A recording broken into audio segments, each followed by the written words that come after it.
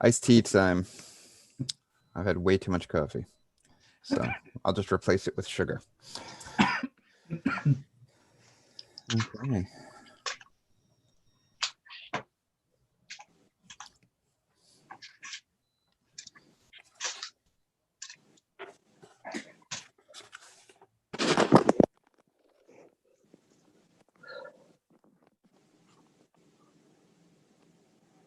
Howdy, Ron. Welcome.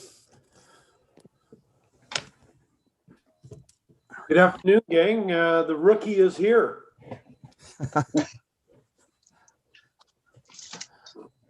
I believe the term is ringer. Oh,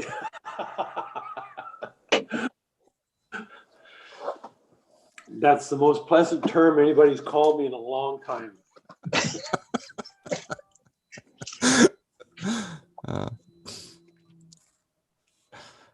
Okay, it looks like we got 1 minute warning.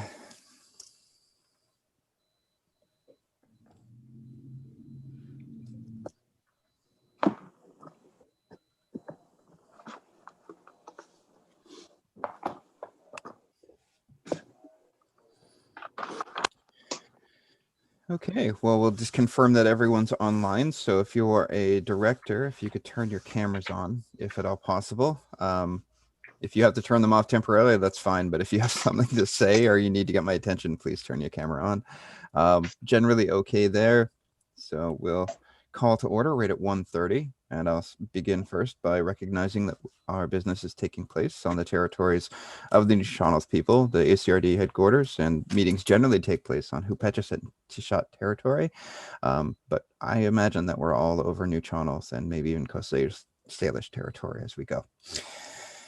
Now, I would note that anyone here, attendees or delegates, so this meeting is being recorded and being live streamed on YouTube. You can get through YouTube or through our website. It's in the actual meeting date in the calendar on the main webpage. And we have an agenda before us, which I believe only has materials to be added to that. Is that correct? I think it's just a few items for, I can't remember, 9 something. Yes, Mr. Chair, there are 2 late items for consideration, 2 letters in support of temporary use permit 200-03. And that's under section 9.1A of the agenda package. Thank you very much. Are there any other items to add, or shall we move the amended agenda as is? Move adoption as amended. Thank you, Director Coots, and seconded by Director Cole.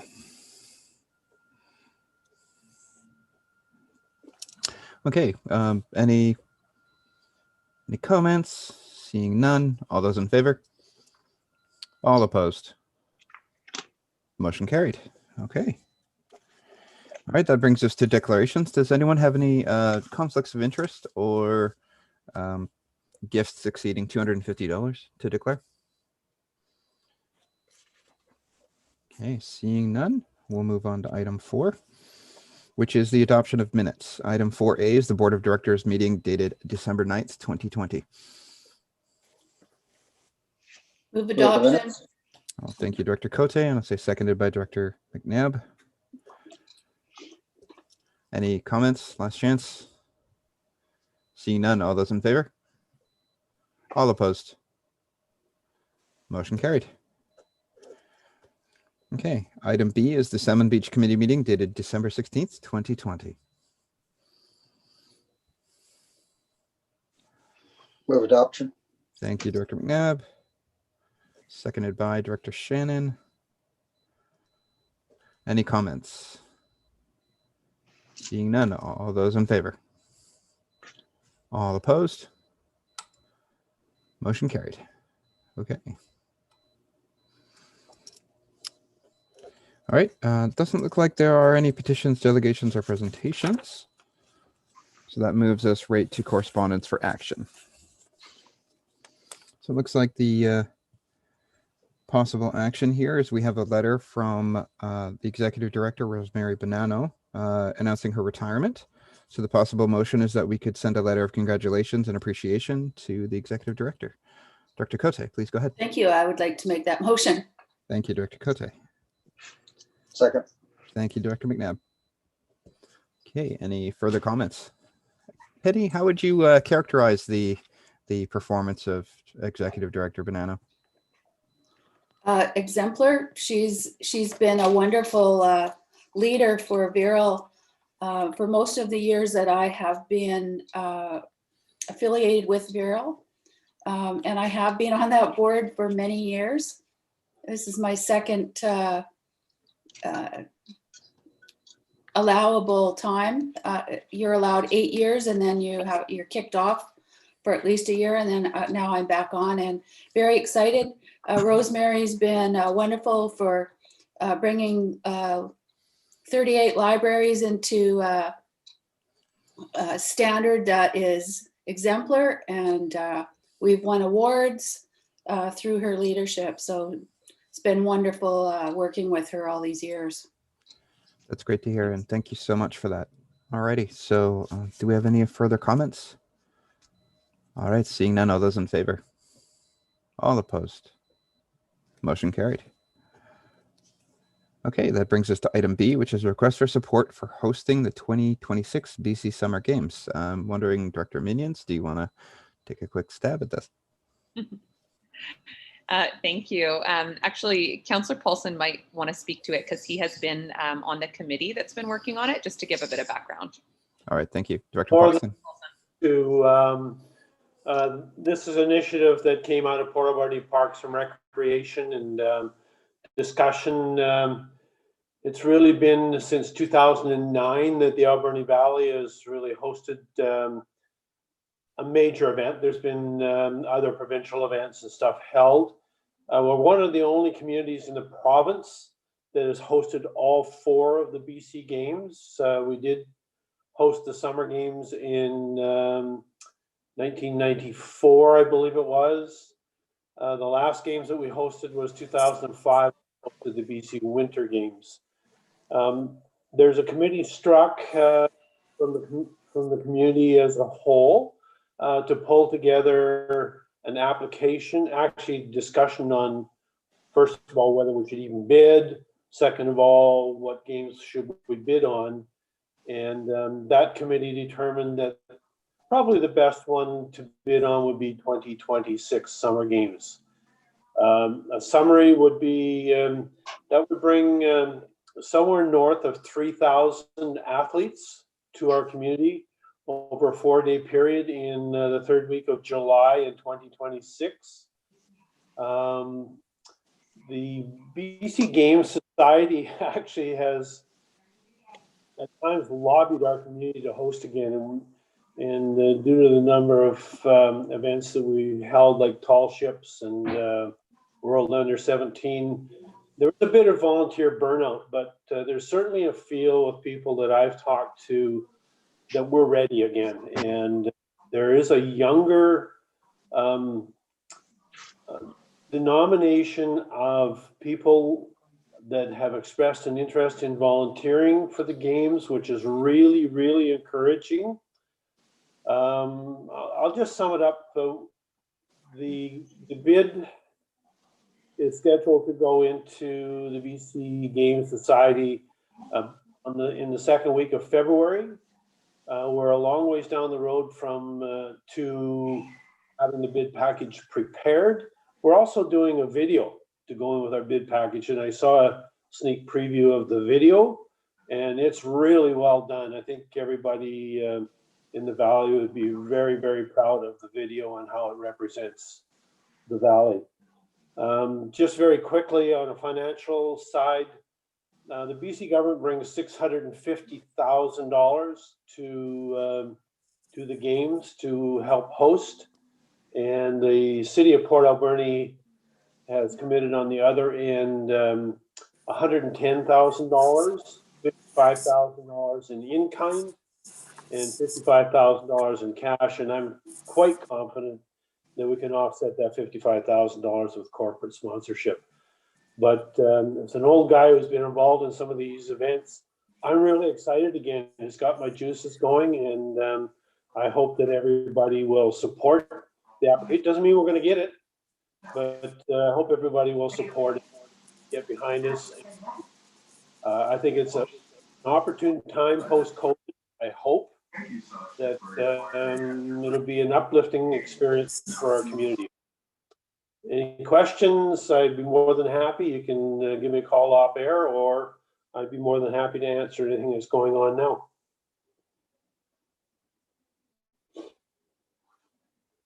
Crickets? Yeah, thank you for that. Are there any further comments? All right, seeing none. Dr. Paulson, would you like to move the setting the support Sure. letter? I would love to. I'd like to move that the ACRD Board of Directors send a letter to the City of Port Alberni supporting their 2026 BC Summer Games bid application. Do we have a second? Okay, thank you, Director McNabb. Okay, any further comments? Seeing none, all those in favor? All opposed? Motion carried. Okay, awesome. Okay, that brings us to correspondence for information. Would anyone like to pull anything out?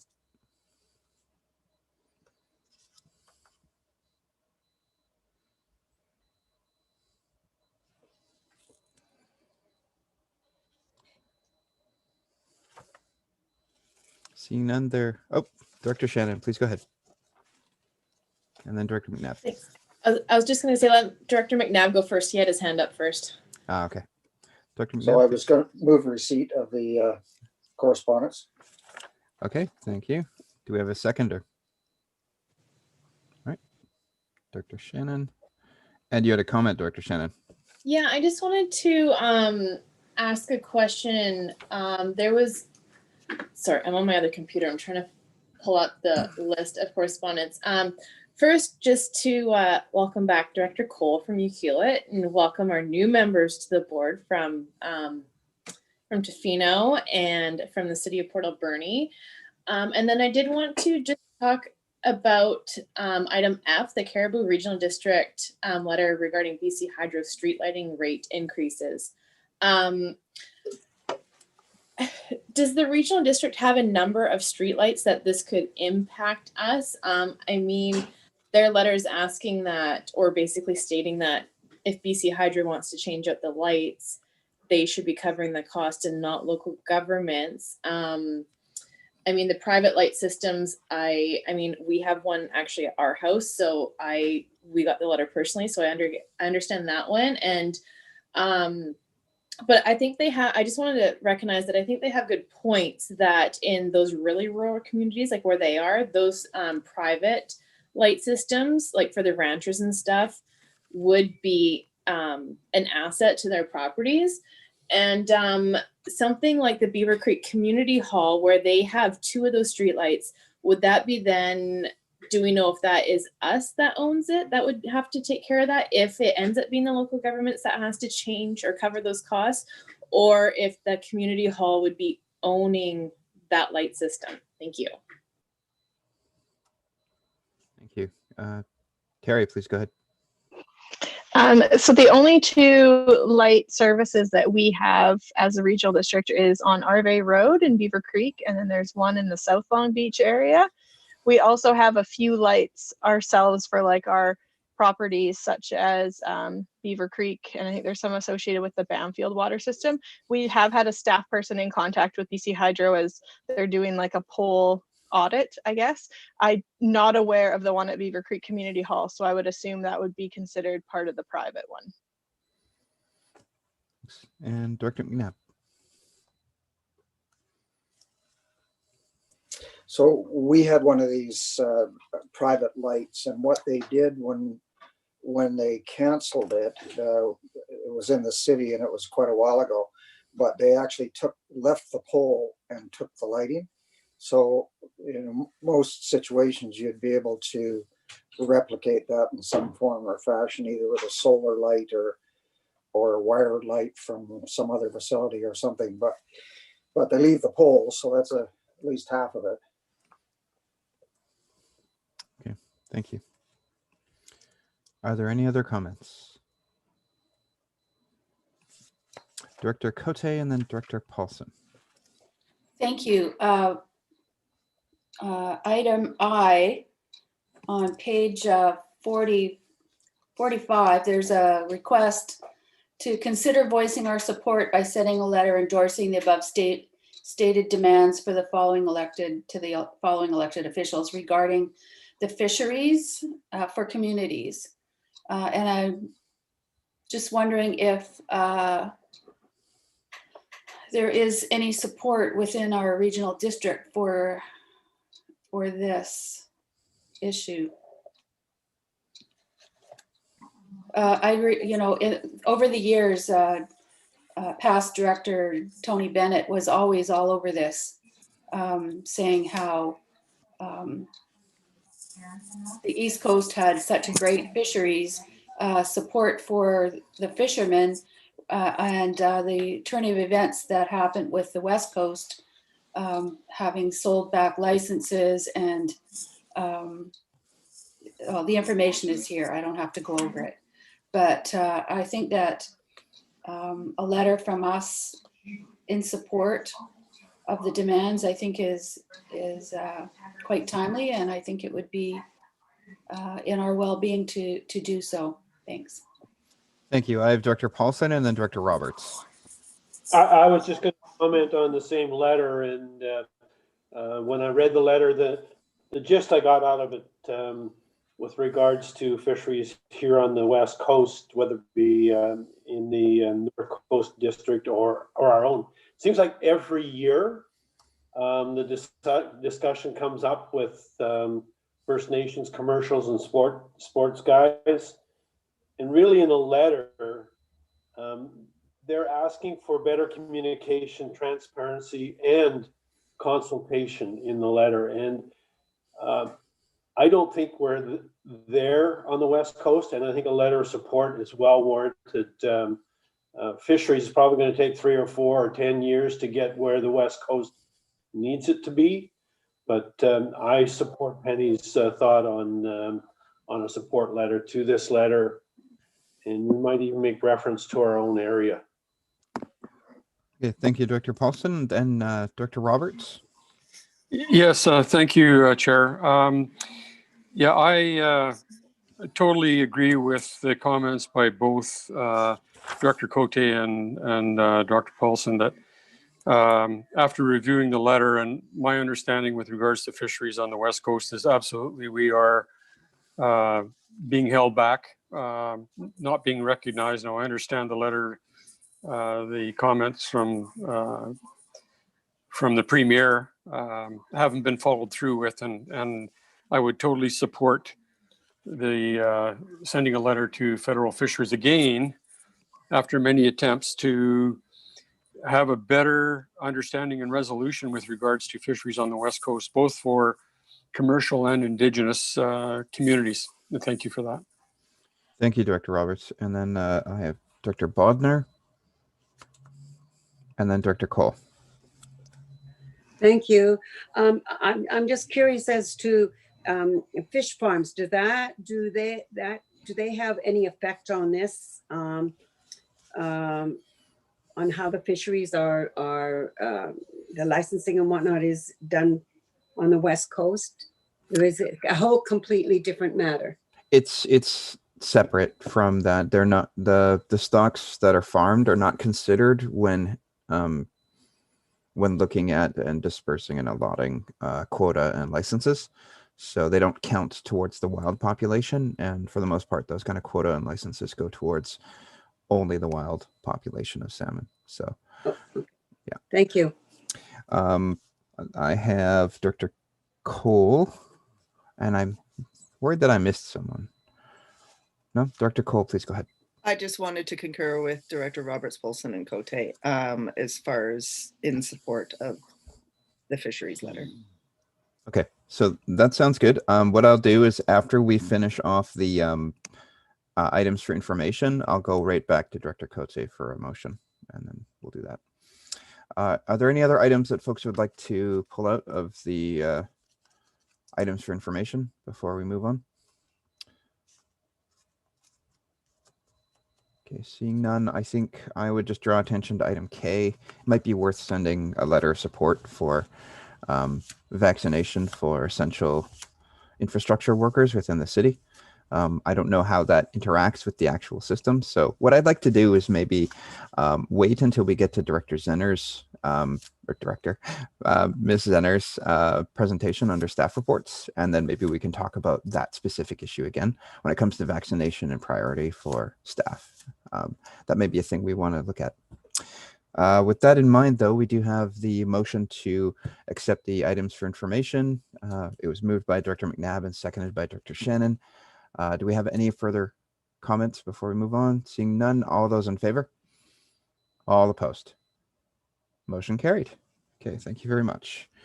All right, Director Cote, that brings us to you. Would you like to move? I'll make a motion that the Board of ACRD resolve to submit correspondence requesting the province of British Columbia formally respond to the recommendations outlined in the letter from Fisheries for Communities based on the report by the House of Commons Fisheries Committee.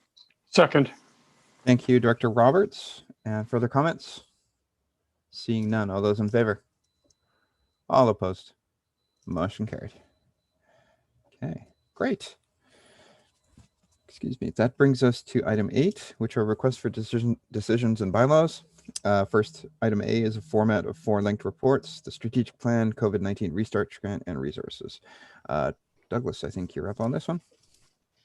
Thank you very much, Mr. Chair. We've modified a little bit how we've presented this to you, just in reflection of the components of this conversation, all of which are connected and interdependent. By example, we can't set levels of resources without knowing the board's service ambitions and vice versa.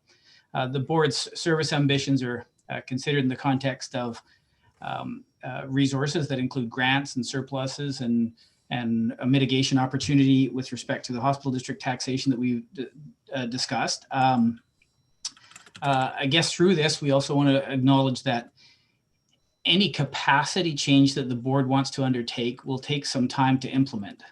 So if that involves recruiting and onboarding and creating the skills to implement at the service delivery level, et cetera, if it's talking about communications, the cultural change that the entire organization would need to go through with a more deliberate and forward-facing communications effort, all of that takes time to implement. And so I think it's important to acknowledge that as well. It's not something that we can just turn on like a light switch, of course. I think everybody, of course, understands that. So we've presented these components individually so the board that can discuss them, ask questions, receive them, but deferring resolutions to later, just because of the interdependent nature of these of the chunks of information, et cetera. So with that, recommend receiving this report, Mr. Chair, and then I would like to give a brief introduction to 8B, if I may. Okay, could we have a motion to receive, please? Thank you, Director McNabb. Seconded by Director Cote. Comments? Seeing none, all those in favor? All opposed? Motion carried. Okay, item B, please go ahead. Thank you, Mr. Chair. So the board directed at the December meeting that the plan be adopted after amending future tense language in the vision section and after adding reference to community partners in one of the strategies. So those changes have been done and they appear in yellow, highlighting, just so that they stand out as to what has been updated. The board also directed that targets be recommended by staff, and those targets will be updated, of course, through every financial planning time of year as another year goes by, and the board can update its targets in context of financial planning. So we've prepared draft targets for consideration and discussion. The targets are ambitious for the ACRD, and they're presented on the assumption that the resources are approved and as subsequently presented. That is to say, if the board wants to do a different model, that is cut back or accelerate or eliminate any of the targets, staff would want to review the resource commitments as needed and vice versa. If staff wishes, or if the board wishes to modify what it wants to deploy for resources in the coming years, staff would like the opportunity then to consider and report back to the board as how that would affect the targets, et cetera. So we're happy to take any questions with respect to those targets. And after the targets are discussed and the questions answered, staff recommend receiving the report at this time. Thank you. Director McNabb. So I'd just like to comment that when we had our board strategy meeting, at least for me, the outlook that I was considering was substantially different than the outlook that's reality today. So, I mean, I think there is a necessity to temper our plans for expansion of staff and services and the rest of it on the reality that faces us with COVID and the likelihood that we've got a pretty steep hill to climb before we're free of this. So I mean, that's my comment. I don't know what you can do with it, but it's, if I knew then what I know today, certainly my approach would have been much different. Thank you. Thank you. Are there any other comments? Director Minions, please go ahead. Thank you. Just wanted to, somewhat echo Director McNabb's comments about where our, the Valley and obviously the greater area in our economy are at, and the struggles that we all know our local businesses and people are in and continue to be in going forward. I also just think that it's incredibly important to recognize that this is not a plan that is to take us through the next 1 to 2 years. It's a long-term plan. There's a lot of high-level, large initiatives that I think, we don't just implement overnight. They happen through years of planning and years of building relationships and working together. So I think, we all were optimistic when we made this plan that the economy that we were through the worst of COVID, and obviously that's not the case. But I do think that everything that's in the plan is still relevant today, because these are not initiatives that we're going to fund tomorrow and implement the next day. They're longer term initiatives. Thank you. Thank you for that. Are there any further comments? Okay, so the recommended item here is just to receive the report for information. So this is the one that has the strategic plan set up to it. Director McNabb, and did I miss someone? Dr. Shannon, please go ahead. Sorry, I was just going to, I thought Director McNabb was going to receive the report. I was just going to second. Oh, yeah, okay. That's the case. Okay, thank you then. I'll write that down as moved and seconded. Okay, any further comments? Seeing none, all those in favor? All opposed? Motion carried. All right, thank you. Okay, that brings us to item C, which is the Restart Grant. Thank you, Mr. Chair. So as the board will recollect, the Restart Grant was announced quite suddenly, and for the ACRD, their share was $485,000. That was a three-part formula with a $300,000 minimum, and then an allotment per capita for rural population, and an allotment per capita for the whole population. With respect to how it fits into this financial plan and the resource conversation, it's important to note that the grant money allocated in 2020, however the board decides to do that, will affect the surpluses of 2020, which then become available to the board for financial planning in 2021. And so based on that reality, staff strongly recommend and request that the funds be allocated for 2020, if possible today, so that the work on the year end for 2020 may continue, and that year end may be closed out, and budgeting we can go forward with budgeting with some confidence that our surplus numbers are very close to done. So with that said, the board could continue deliberations of the grant funds, the allocation towards the 2021 financial planning year and the 2022 financial planning year throughout the financial planning process. And so other than those comments with respect to sort of the slightly different time frame on the budget years, staff are available to answer any questions. And after that discussion is done to the satisfaction of the board, staff recommend receipt of the report. Okay, thank you. So that presents some options for us when we're looking at the longer list of motions in the future of this particular agenda, and that means that we could, if we want to, change some of the dates in regards to deliverables, which could shift money forward or money back, I suppose. Could we have a motion to receive this report? Thank you, Director Roberts. Do we have a seconder? Director Bodner, thank you.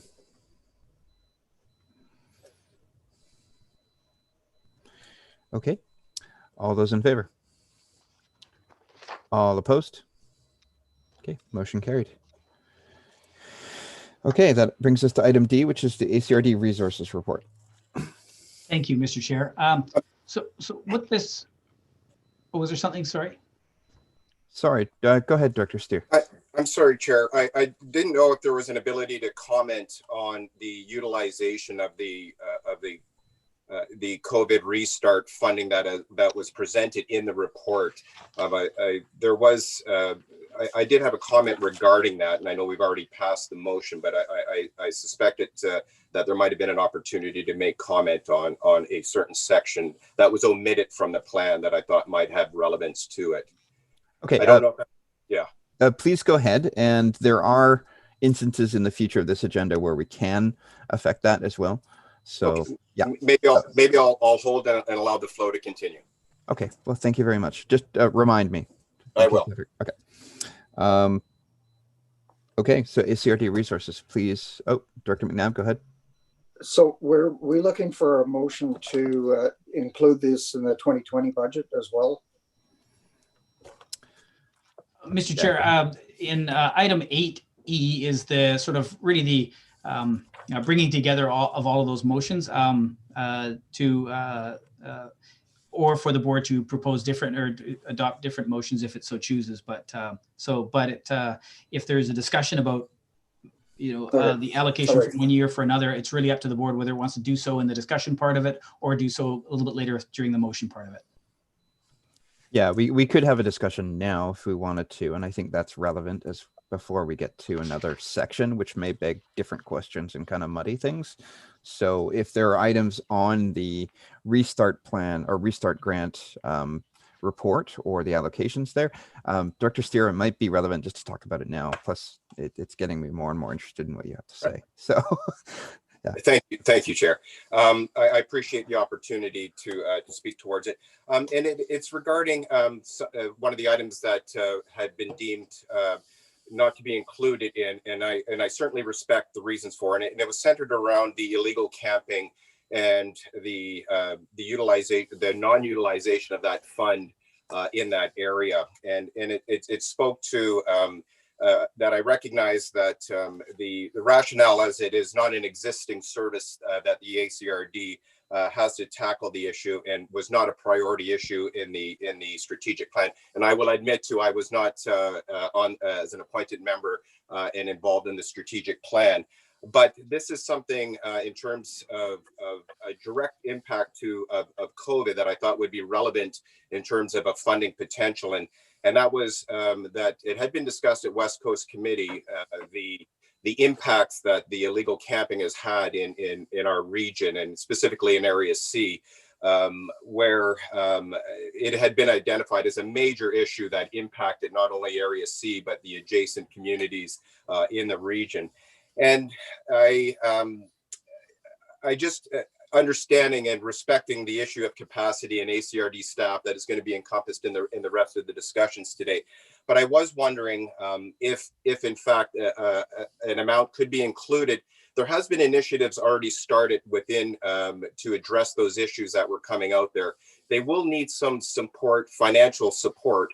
And I don't necessarily think it would be burdensome on staff if the funds could be allocated to support those initiatives in a sense that anything from a consultant to other forms of financial support to help push that initiative forward. So I would, and I know as we have talked about, we cannot predict the future, but I suspect those issues may be forthcoming again for this upcoming 2021 season, and was wondering at some point if a discussion could be around how we might be able to support that. And I saw this restart grant as a potential to allocate resources to that area that hopefully would not impact staff resources in time. It was something for discussion, and I was hoping to be able to bring that forward at this time. Okay, thank you for that. I have Dr. McNabb and Dr. Cote and Dr. Cole. So I'm just wondering if the suggestion is that we reduce the amount to the Long Beach Airport and apply it to the illegal camping. No, that would not be my suggestion at all. Yeah. So what I'm saying is that this fan out of funding is, I mean, it's pretty strategic in the benefit to each electoral area and municipality. So, I mean, I think staff has done a pretty good job of balancing it. And I think to try to play with this particular funding package, when I'm absolutely sure that we're going to be seeing further funding packages, I think we just kind of be sort of diminishing all the work that staff has done to this point in time to allocate this funding. I think it's pretty close to right. Thanks. I see you, Dr. Roberts. So next up, I have Dr. Cote and then Dr. Cole, and then Dr. Roberts. Thank you. I agree that the illegal camping is an issue and that we need to create a service for the rural areas so that we can address this. And it's not in the strategic plan. It's something that has accumulated from homelessness and COVID and a number of issues. So I don't think that we can include it in 2020 restart, but there might be some opportunity in 2021 because I do believe that this definitely is related to COVID in many cases where we've had illegal camping in all areas. And it is a problem and it's continuing to be a problem. Thanks. Thank you. I have Dr. Cole and then Director Roberts. I'll let Director Roberts go first because it is his area, but I completely concur with Director Steer and the sentiment of the West Coast communities. Thank you. Director Roberts, go ahead. Yeah, thanks for that. Absolutely, the West Coast areas are deeply concerned about this. There's been a lot of problems, as everybody knows, not only on the West Coast, but elsewhere in the communities. This item, I feel confident will be discussed in detail.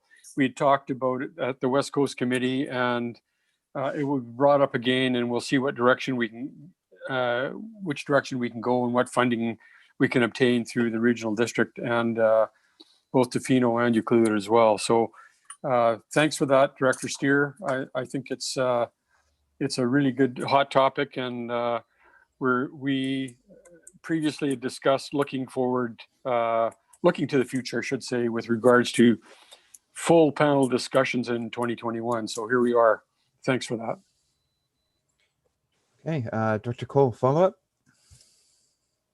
No, I concur. I also know that at the West Coast Committee, we did talk about actually making it a focus with a working group topic. So I guess that's something to materialize in the next couple of weeks. So are there any other comments on the specific sub item? Because I have comments, but I don't want to preempt anyone. So when we are talking about illegal camping and we're talking about the effects of COVID and so on and so forth, I think there's the potential of an acute challenge coming forward when it comes to illegal camping and homelessness. I have always been assuming that section of the Restart Grant program was put in specifically for the capital region and Victoria and so on and so forth. However, this is something that could ostensibly become a problem throughout our region. I'm uniquely interested in what the city would have to say in regards to that, because I would assume that it would affect them first, especially given recent rumblings. And I'm wondering if an all region approach could be something that this could be undertaken in soon. The idea of a consultant or some work being done to kind of play out a contingency of what happens if camp gets set up and it becomes an issue. But I won't speculate, but I'd like to ask maybe Director Minions to weigh in. Sure. Yeah, I mean, it's a really big topic, and I think we would need, a whole meeting set aside as like a committee meeting for us to really even begin a real and true conversation and dialogue about this issue, certainly in the Valley. And I'm not as familiar on the West Coast, but, understanding that homelessness, illegal camping, and, other issues are issues no matter where you are. And I'm sure, not with the coast not left out. I think it would be really valuable for us to start a dialogue with our whole regional district on this. I know it certainly feels at the city like we're often left to try to deal with this as best possible on our own. And I appreciate that that's certainly not the intent of the ACRD, but the challenges are certainly more concentrated in the city. So we just try to do the best we can. There's certainly a long-term strategy to handling this, and we are not looking to any of our COVID funds, although we have spent significant money, continue to plan to spend significant money, and other resources as well, obviously staff time and land donations to address as best possible the homelessness and poverty challenges that exist in the community. So I think to sum up, I would really welcome a committee meeting to really dive into this in more detail. I would be happy to talk about the work that the city has done, and I'm pretty familiar and comfortable speaking about the work going on within the Alberni Valley from nonprofits, and there's some new initiatives coming forward as well. I've been speaking at least once a week with BC Housing on some rapid initiatives. There's the Federal Rapid Housing Fund that we've had an application go into. Myself and Gord Johns are working on another application right now to introduce to the federal government for some additional rapid funding for sleeping pods and other types of initiatives. So yeah, I think it's a hard conversation to just have quickly, but it would be fantastic if we could all find the time to meet. Mm-hmm.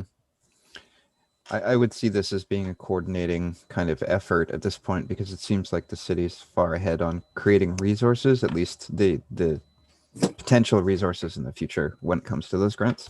I saw Director Cole, so if you wanted to. Sorry, Director Cote first, and then Director Cole. Yeah. Thanks. Yesterday I attended a housing study Zoom meeting, and it was with the City of Port Alberni and regional areas, because we're both doing the housing study needs study, and it was good conversation. They're looking at identifying what the needs are, and we talked about different, because there's so many different, there's people that can be housed, there's people that want to be housed, there's people that don't want to be housed. So it's very complicated. And right now at Sprout Lake, there is a camp out at Grey Central Lake that is an illegal campsite that's going through the winter. So quite remote. Thanks. And Director Cole.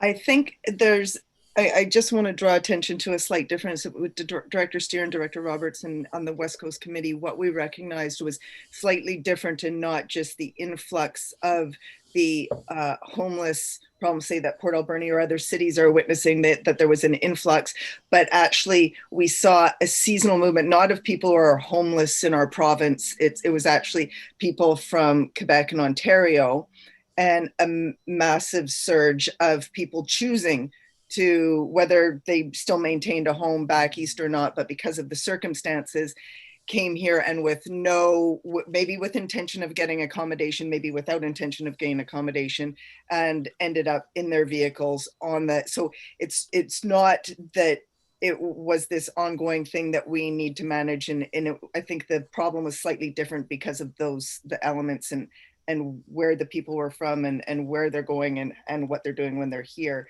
It's different. That's all I just wanted to draw attention. Thank you. And were there any other comments? So, Doug, yeah, please go ahead, Doug.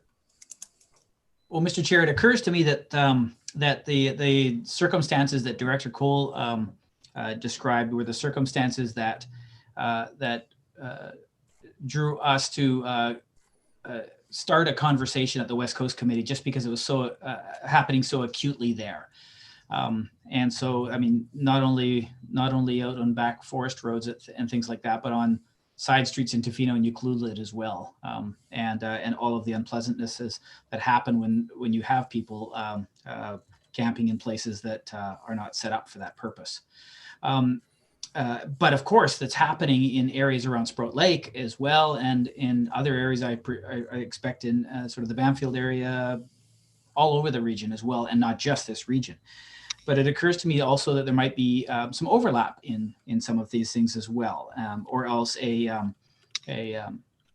both types of activities, people experiencing homelessness, or else the camping phenomenon that Director Cole was just describing could be happening proximate to one another as well. To the extent that it is a force that is happening with respect to COVID, and people just saying, well, during the pandemic, I can't go any place, so I may as well jump in my car and be somewhere nice.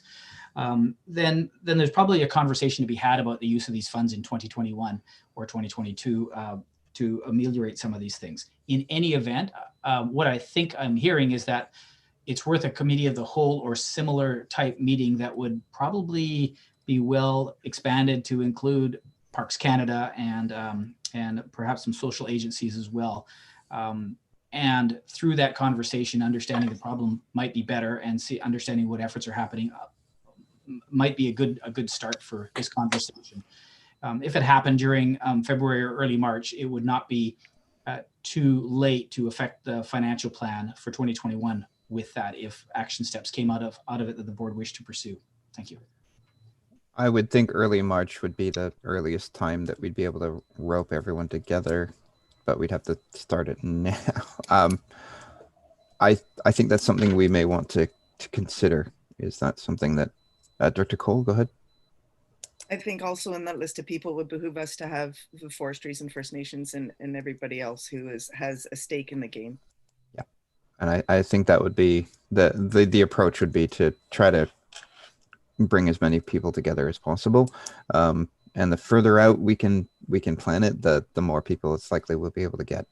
So I think that's something that would we need a resolution to do that, Douglas, or is that something that I can convene as chair? Well, I think a resolution would be good in terms of being specific and assigning a time frame, and that would help us in our efforts to put it together. Okay. So I think that's a good idea, but I will defer to the entirety. Thoughts?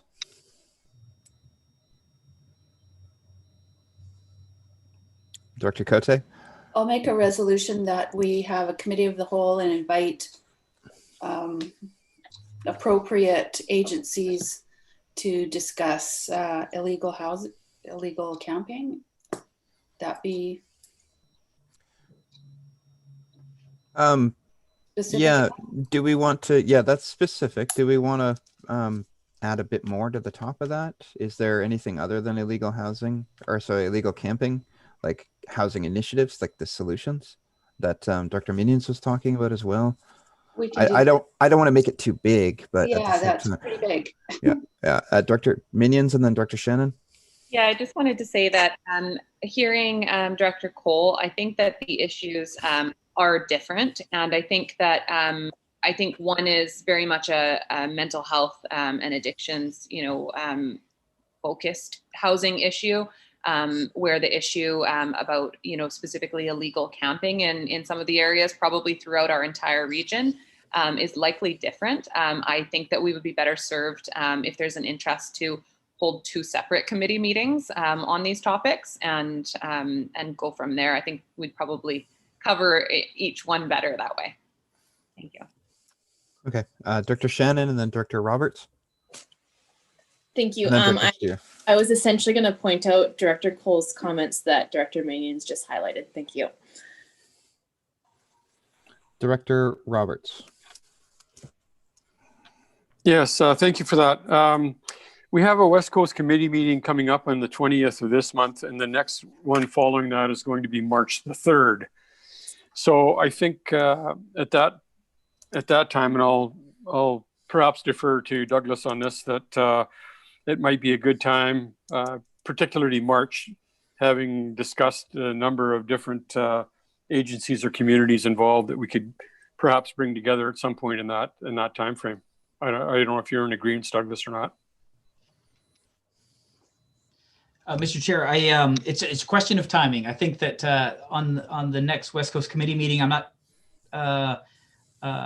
we haven't put our mind to that agenda yet. We've been thinking about this one, and but it just becomes a question of timing, and it might be as simple as picking dates or asking staff to find dates that can work for the maximum number of parties on the two different issues, and see what comes out of those meetings. Yeah, and if it leave it at that, and then we can look around and see what can accommodate various schedules. I suspect what you're saying about the further out we go, the more people we can include might be true. I would just caution that if we want to direct some resources in 2021, we'll want to do it as early in March as possible, if not slightly before. Thank you for I concur with that. Thank you very much. Okay, I have Director Steer, and then I was going to go back to Director Cote for what she'd like with the motion. Yeah, I just wanted to support Director Minion's. These are two separate issues, and the value of having them separated out, I think, is quite obvious. I think we've already, with the West Coast Committee, we've already had input from many of the stakeholders that I think that would be involved in this question, in sense a working group, and that survey input had already come into the group. It might be the best venue at that point, specifically on this issue, and a larger context issue of more of the mental health and homeless issues are quite separate, I believe, from this particular one. And my only reason for bringing up at this time and place is where I thought the funding model that was out there that may be able to support us in moving it in a quick way and having those funds allocated, that we might be able to move this issue. Because it is coming up, and we all know the time frames and expediency of these things. If we let it run away, it's just going to get away without any attention to the matter. And it has been clearly defined as a fairly serious issue on the West Coast. So I suspect at the West Coast Committee that might be an appropriate venue to bring this up and to start having those intimate conversations with the people that have already been tapped, that we've already used in this particular situation, who have provided input already to this point. Okay, so it sounds like we want to keep it focused pretty much on illegal camping as an issue itself, as it stands in the restart. So Dr. Cote? Yeah. I think it would benefit both groups, yeah. Okay, and then we can tackle the larger issue of mental health and addictions in another avenue. Okay. Dr. Cote, what do you think? I think my motion stands as I put it as out. It is. Okay. Also, I'm not sure, but I think that speaking to it, I hate asking staff to come forward with this information, but maybe creating a service, if we could have some information on what would be required to create a service, because it was mentioned that we don't have one to deal with this at this point. So it might be good to just have a report on that as well. Okay. So that was my motion a long time ago. Okay, so before we go to Director Cole, do we have a seconder for that then? Thank you, Director Bodner. Director Cole? I just think that the motion should include the time frame. Oh, she did. Yeah, that was noted. Dr. Cote, did you have an idea of what the time frame should be? I believe Mr. Holmes said by March. Yeah. So, Mr. Chair, if you frame it something like no later than early March, we will try to put something together for February. So done. Yeah.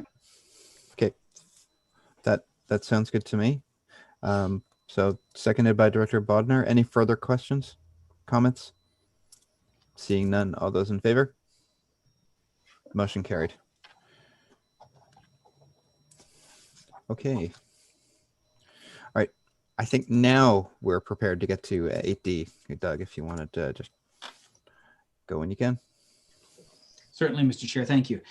So we've attempted to summarize the resources for a particular context, because we do have a bit of a chicken and an egg here.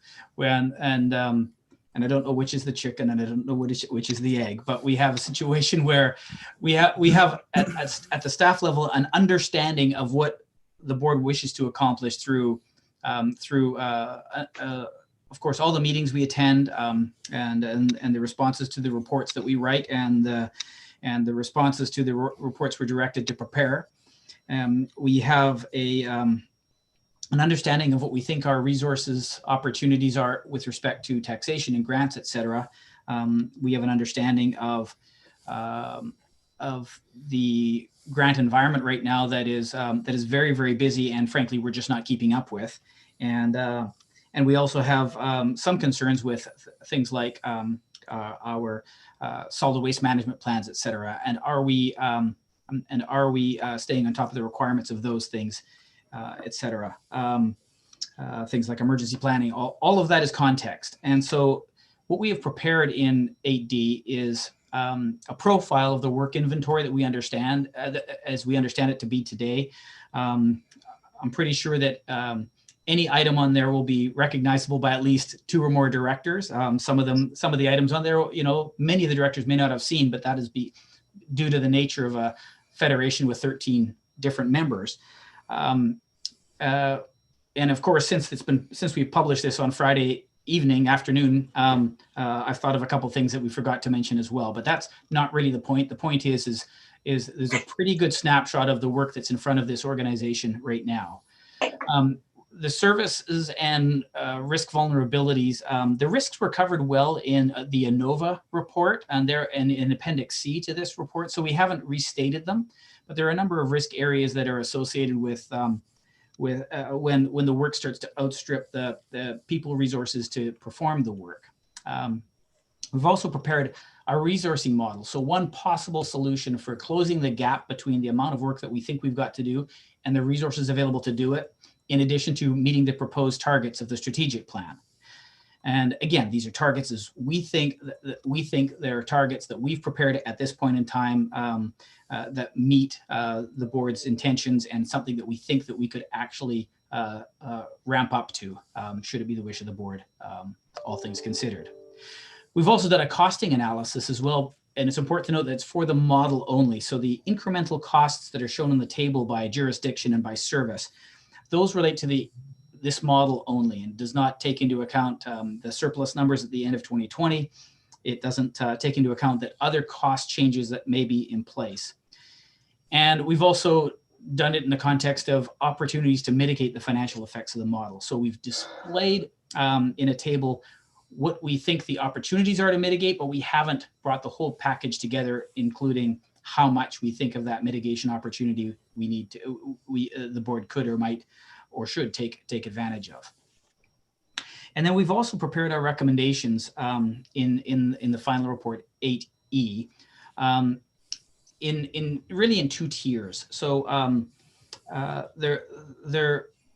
one tier is sort of the second tier is ones that we recommend that the board considers in the context of the full financial plan with a recommended mitigation policy to such, and to speak more plainly, really, we're not suggesting that the board authorizes part of these things until it sees a draft financial plan and a draft suggested way to offset some of the costs of that implementation.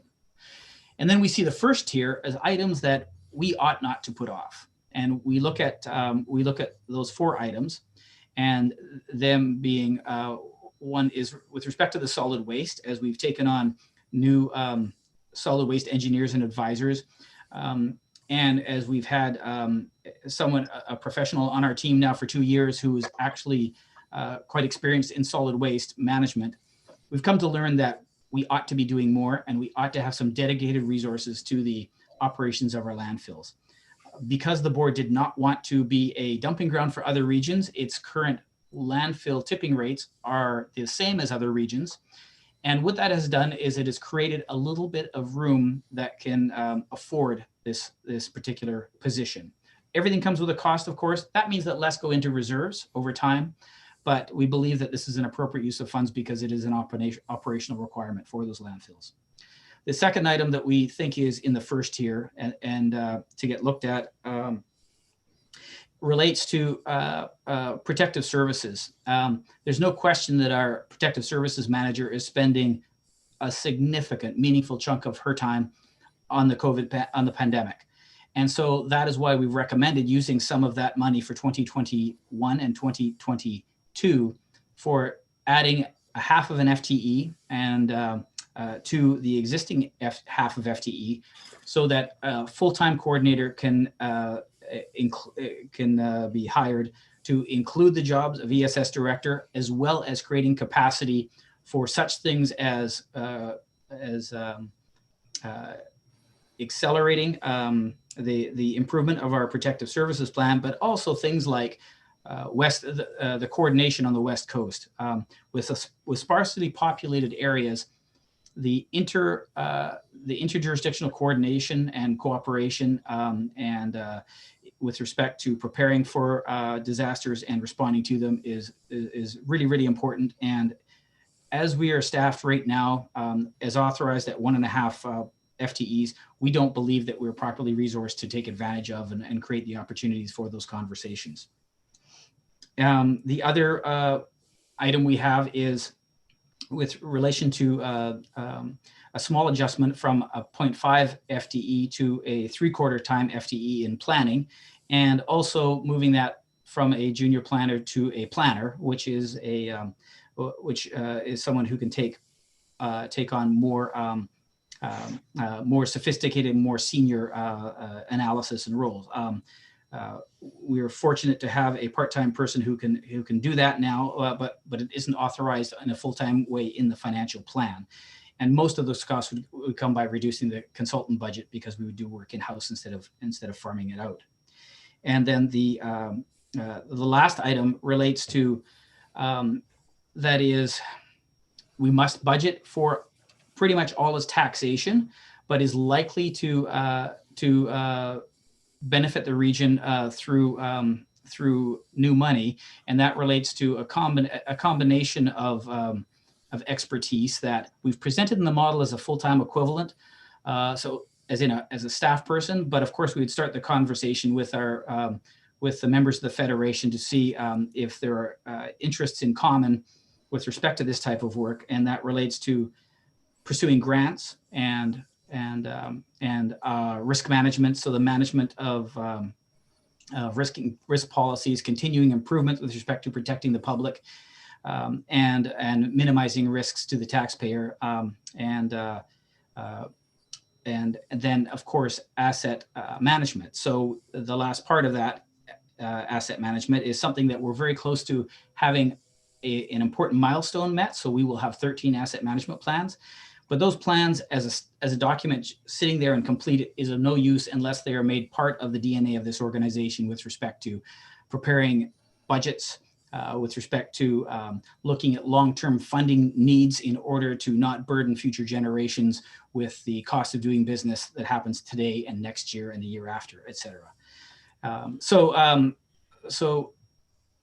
Mr. Chair, that's the basically in a thumbnail description of how we came to create this resource plan.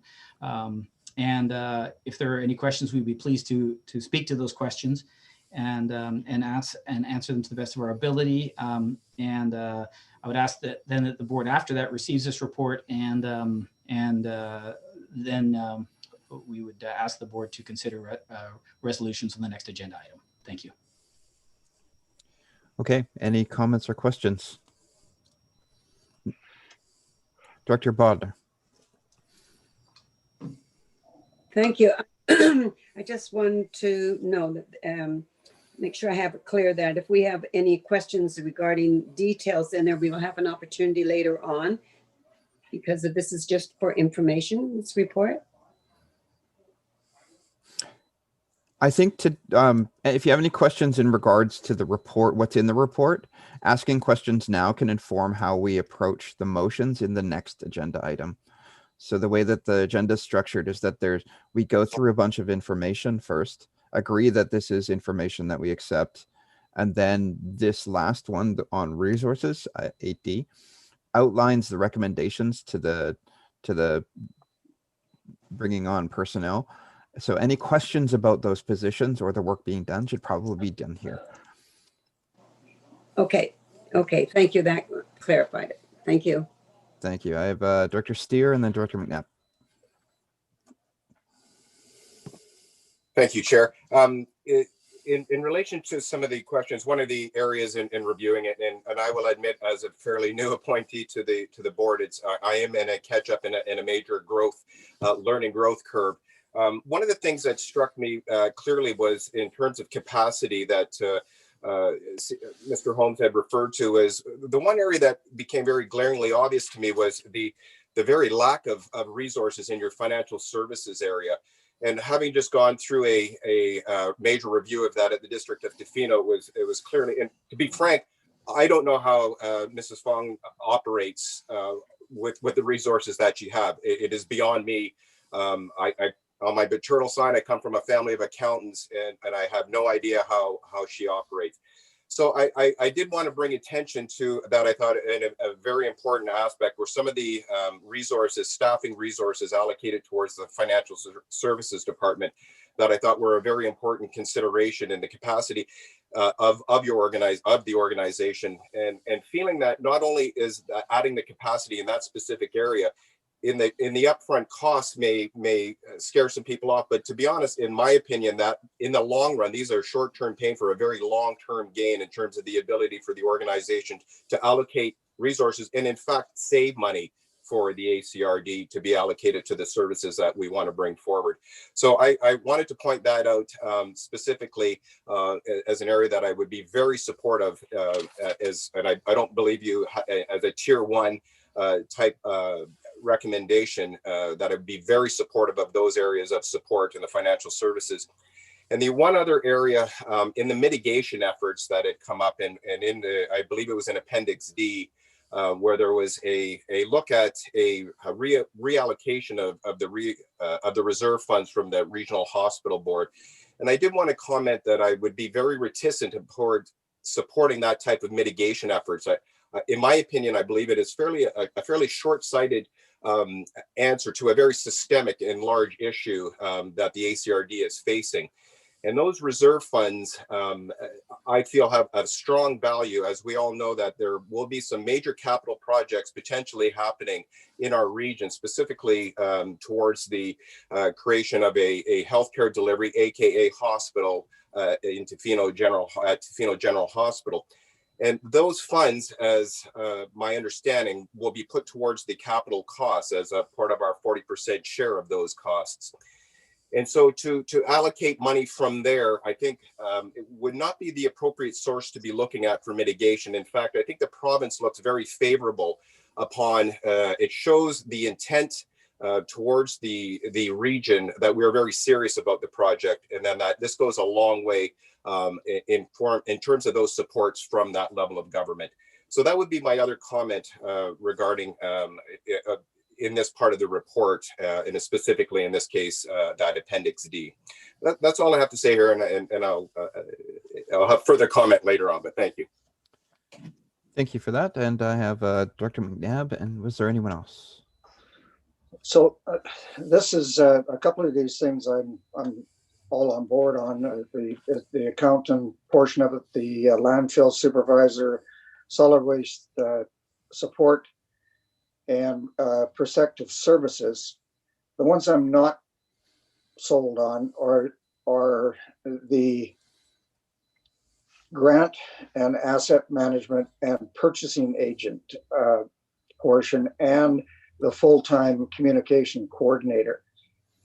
So the reasoning for that is is that I'm thinking that there's a better model than having two separate people doing grant, asset, and purchasing. I mean, to my knowledge, even the city of Port Alberni doesn't have a purchasing agent. And there may be an opportunity to develop something with one of the municipalities to coordinate that service and make it realistic. I mean, I'm a purchasing agent and I do it 24/7 every day. So I really don't think that the regional district has enough volume to keep a purchasing agent ticking every day. And for the $100,000 that it's going to cost us, I think there needs to be another option there. I mean, the same thing really with grant and asset management. You may look at a few grants each day. You may look at some asset management issues, in a day, but to keep that working 12 months of the year as a full-time job by itself, I mean, it's being done now off the side of a few people's desks, but I question whether we're going to keep somebody busy for a short term. We're not likely to keep them busy for a long term with the volumes that the regional district actually has. So I think we need to pull in some other volumes and add them to this and make something of it. The communications coordinator is much the same sort of scenario as far as I'm concerned. To have somebody sitting there that's directly responsible for communication efforts, Twitter, Facebook, whatever it is, press releases, and do that for a full-time job all day long. I just don't see the volume. I just don't see it. I don't get internally enough to keep somebody busy all day from the regional district. So externally, I don't see how we can do that. So it's just, I think it needs a little massaging there. The other question I have is with regards to the addition of the quarter planner portion of it. I mean, this year we've had, not this year, but the year of 2020, we've had an unusual situation where much of our staff has been delegated from their normal positions into emergency planning. And this included a couple of people from our actual planning department. So those hours have been taken away from production, normal production. And it's no wonder we have a dip in work that's being done. And I'd like to see this happen in 2022 once we've cleared the pile of stuff that's laying around from 2020, and then get to the end of that day and say, okay, well, we need more people here to keep this going. Because last year we really had a situation where probably 50% of what we should have done didn't get done, and it was because of the pandemic. So either we have to change the process and apply a different strategy to who's actually going to step into emergency planning from which department, or whether we're going to use the public or contractors to do that work versus trying to take it away from daily production. So those are my comments. I don't know what anybody else has got to say, but that's what I'm saying. Thanks. I've made note of a few items in regards to your specific questions about comms coordinators, purchasing coordinators specifically, but I just like to return to that because I think those are some important questions to be answered. But I do have Director Roberts and then Director Beckett. So once we get through there, then we'll go maybe to Terry and or Douglas. I saw Director Cote as well. Yeah, okay. Please go ahead, Director Roberts and then Director Beckett. Yeah, thank you for that. And thank you for your comments, John. Certainly there are issues around getting all the work done that we need to get done. And I think that it is extremely important that we get caught up on the things that we need to have done now that we've listed that are, I've mentioned this before. We're so far behind on 2020 already that, it's pushing into this year, and hopefully it's going to be done sooner than later. But I also note in the report that was provided that there are, as part of the inequities that staff is looking at right now, or that we're looking at, is that there are potentials there to save money in the long term by additional hiring of staff in all areas. And I think it behooves us to review those numbers again and determine what the overall cost is going to be to us. Anyway, thank you for that. Thank you. That brings us to Director Beckett and then Director Cote. Thank you, Chair Jack. John, I too appreciate your comments. The one thing that resonated with me, however, is existing staff doing what to some degree I consider specialized work off the side of the desk is a concern for me. So whether it's grant writing, communications, asset management, emergency preparedness, tasking existing staff to do some of those specialty areas of responsibilities is a concern for me.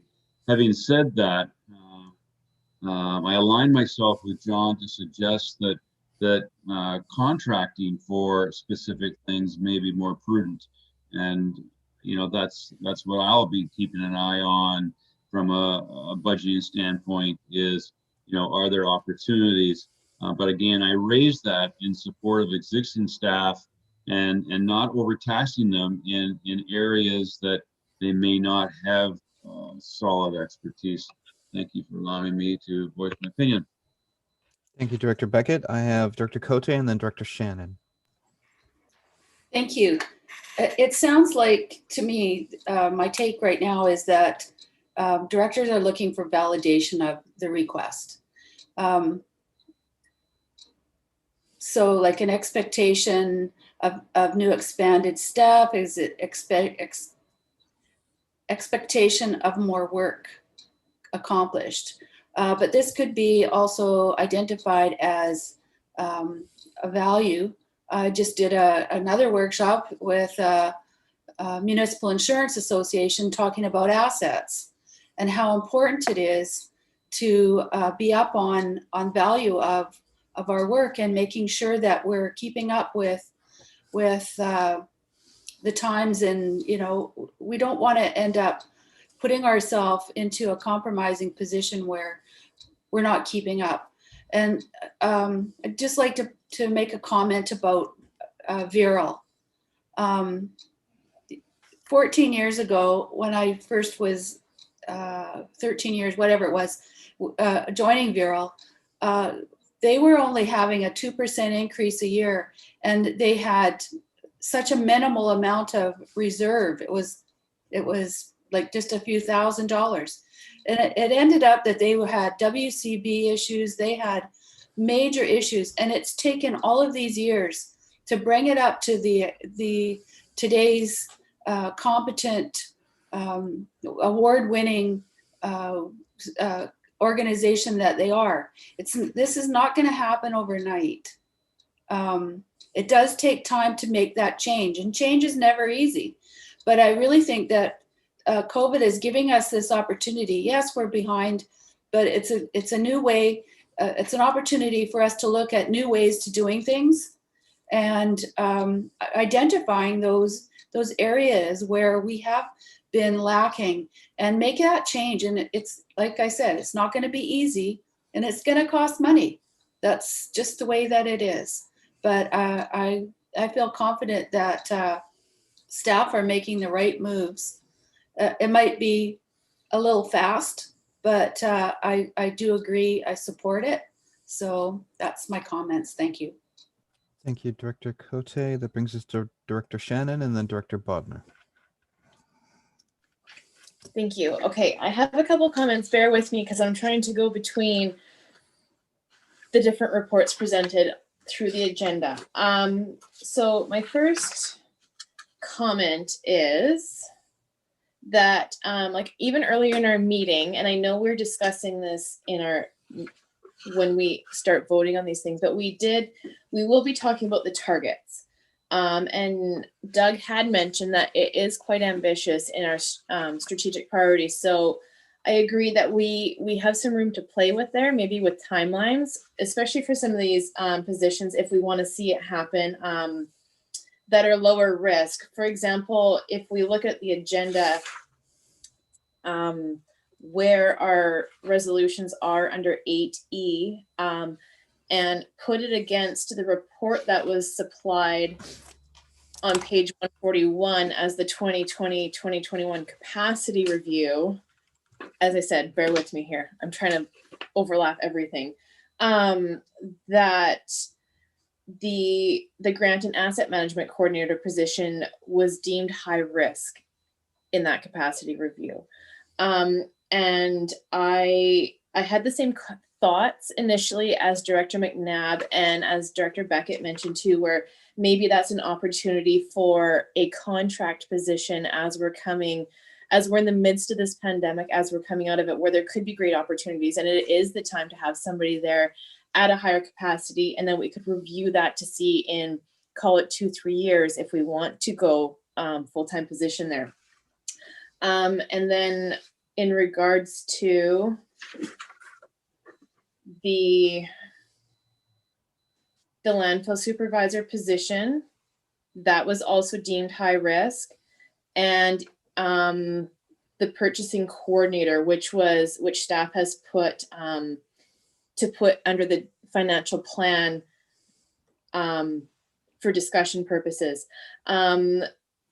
Although my degree is in a marketing background, I agree that the communications coordinator position, and it says in the report, is a lower risk. That I feel like that's something that we could push a timeline on to try and be maybe less ambitious with the targets. And I would rather focus on some of the ones where we're really seeing staff need that help. And I think that in what staff has recommended here, in regards to the ESS position, I would assume that we're talking about more a higher or an increased half-time planner position due to the increase that the planning departments had because of the pandemic, which I mean is not a bad thing.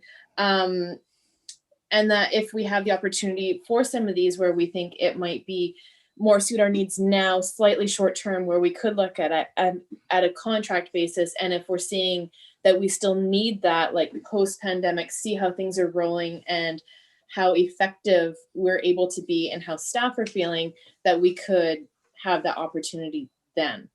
And I just wanted to make one comment about where for mitigating this. And I do realize that Doug had mentioned that we do have some options that they're going to bring forward, example, surplus, things like that. I'm not opposed to looking at the hospital budget to see if there's, even if it was like $50,000 or $100,000, to try and help with mitigation for taxes. If we are facing things now where we need this staff to prevent burnout, and where we need to kind of take care of ourselves before we start planning for the future. And I'm not saying not put money away for things, but if we need it ourselves now, I feel like we're kind of like, if we're on an airplane and you got a mom and a kid and you need the oxygen before you put on the kid, we're in a little bit of that situation. And that's how I'm kind of viewing some of these things. Thank you. Thank you for that. I think that's, I was confused in writing a few notes. Were you saying that you wanted to see a grant and asset management coordinator as being someone that would be tested in a contract, or were you talking about a different position? Thank you. My initial thought was for a contract, because I see that being important, especially coming out of the pandemic, where I would imagine federally and provincially there will be opportunities for grants that we could be applying for. And as Doug had mentioned, that there isn't capacity now for staff to be able to try and take advantage of what might be out there for us to benefit from. And who knows, maybe all those opportunities stay the course over the next 3-4 years from the province and the feds. But I mean, I'm assuming, and I know that's never assume, but I mean, we're seeing a lot of stuff come out of this pandemic where they're trying to help us. And I mean, to be I want to have the opportunity where we have that, but at the same time, trying to be cognizant of the tax requisition that will be needed long term if it is straight up a full-time permanent position versus a contract, where if we see that it is coming to us and we are gaining that financial benefit out of it, that it's not too much on the tax base, to have the opportunity to revisit. Okay. Next up, we have Director Bodner. Thank you. I agree with a lot of what Director Shannon was saying, and also Director Beckett about contracting out perhaps, and or even putting together a coordinator and purchasing agent, maybe somebody that could do two jobs. That could be one person that did that. And I think we are in this airplane mode where we need to get the oxygen before we give it to the child. And I think we're running out of oxygen here. If you look at the whole situation as a whole, and we're only as strong as our weakest chain. And if we don't look after the staff and be able to deal with this in the big picture of things, it seems like we're just kind of going downhill. Yes, things have to be done for immediate action. I get that. But another thing to consider is, in the long run, where are we going to put these people if there are people coming into the building as well? I understand that we are already at maxed out as far as capacity goes, where people have a desk to work from. But those are just some of my comments. Thank you, Director Bodner. Are there any other comments? Okay, so I had a few myself on the positions themselves. For me, the most important position that's being put forward here from a financial perspective is the Grant and Asset Management Coordinator. Within my nation, we do have someone who was dedicated to writing grants and helping with that specifically. And we found a marked increase in the amount of money we were getting from senior governments. And when that person moved on, we saw a marked decrease in the amount of grants that we were able to key in on. So I see the grant coordinator aspect of that position as being something that actually creates revenue sources for us, at least increases the possibility of us being able to get it. From an asset management perspective, I think that's the number one thing that's long-term most important to me, is that we have a proper plan that is implemented every year in regards to a realistic approach to our assets and where they're at, so that we don't continually kick forward the costs of aging infrastructure over the next 20 or so years. That being said, a contract approach may be necessary depending on how bad things are. The total increase doesn't appear to be that punishing from the perspective of the entire region. So I just want to keep that in context when we're talking about it. When I look at this, I see the communications coordinator as being something that I see as personally important, given the utility that my First Nation has gotten out of a $150,000 budget per year on communication, specifically outside of the contracts that we actually spend. This allows for our interaction and engagement with citizens to be that much better, and can improve the overall flow of government once our citizens are aware of what's going on. That being said, the risk, as it's being noted on page 144 or something like that, is pretty low. And this is something that I would be okay with kicking forward or reducing significantly to some sort of contract management idea. I do think that I would like for Doug to kind of reiterate the function of the purchasing agent and the value that would be created there, just so folks could have an understanding. At least for me, this was the one that was most opaque. I had to read it a couple of times. And it seems like the savings is the burden taken off of other managers. Is that correct? Thank you, Mr. Chair. So the sort of I'll try to come up with a couple of sort of aspects of this that we thought about when we were making this, when we identified this position. so we've blended just want to get in front of me here. We've blended sort of the notion of purchasing as well as managing contracts, leases, et cetera, together, so that they're kind of cradle to grave in that sense, the longer term relationships that we might have with not just transactional purchasing, et cetera, but also in the instances where we're a landlord and that kind of stuff. So the types of things we think about when we made this recommendation and identified this as a resource. The expertise that's required to do a variety of purchasing. So we're not doing a whole bunch of one-off purchases over and over again of exactly the same type. We do a variety of purchasing, and sometimes it's a request for proposal where there's an analysis relating to qualitative aspects of what the person hopes to provide for us or sell to us.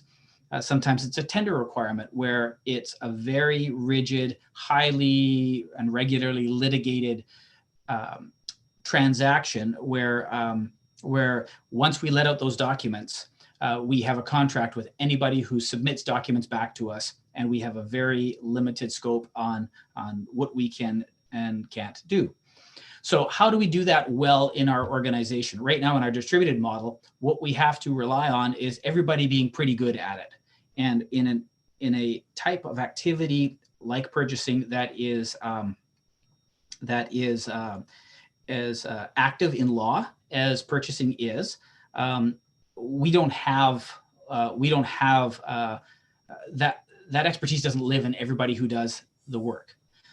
It also is quite time consuming, so one of the ideas was to relieve, if you think of someone like Jenny, who does probably the biggest dollar volume of purchasing in the organization, including larger contracts, et cetera, be it the water utilities or at the landfill.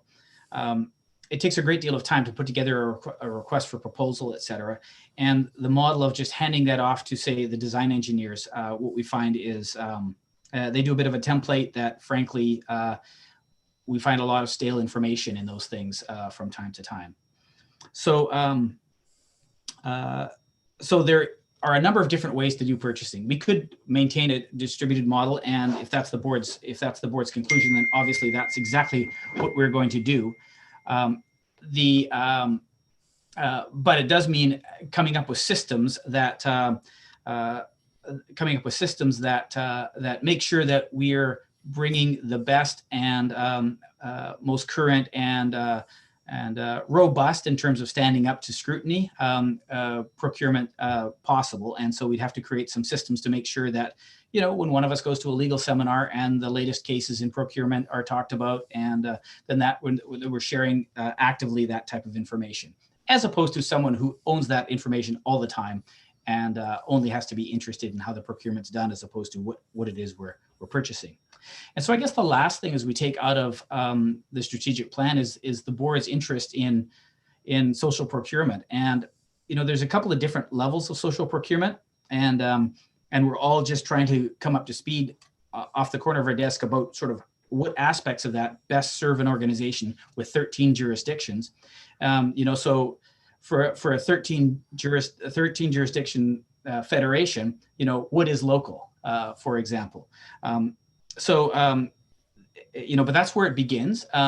There's the procurement model where, I'm trying to get some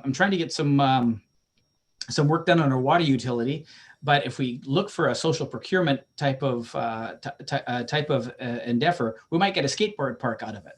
A little bit tougher in a regional district than in a municipality, because the taxpayers are different one place to another.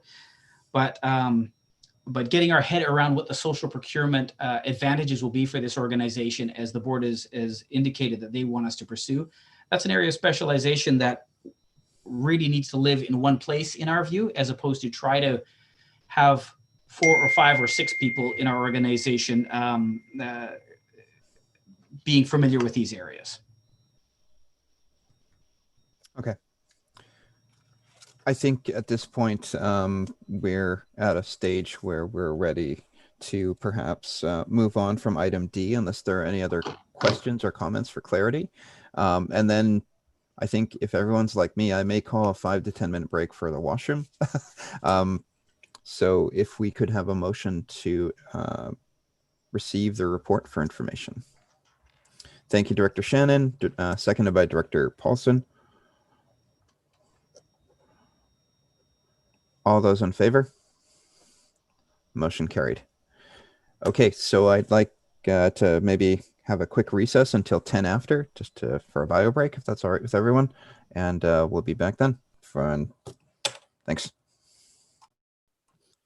But he's not gone. He'll be gone by the inauguration.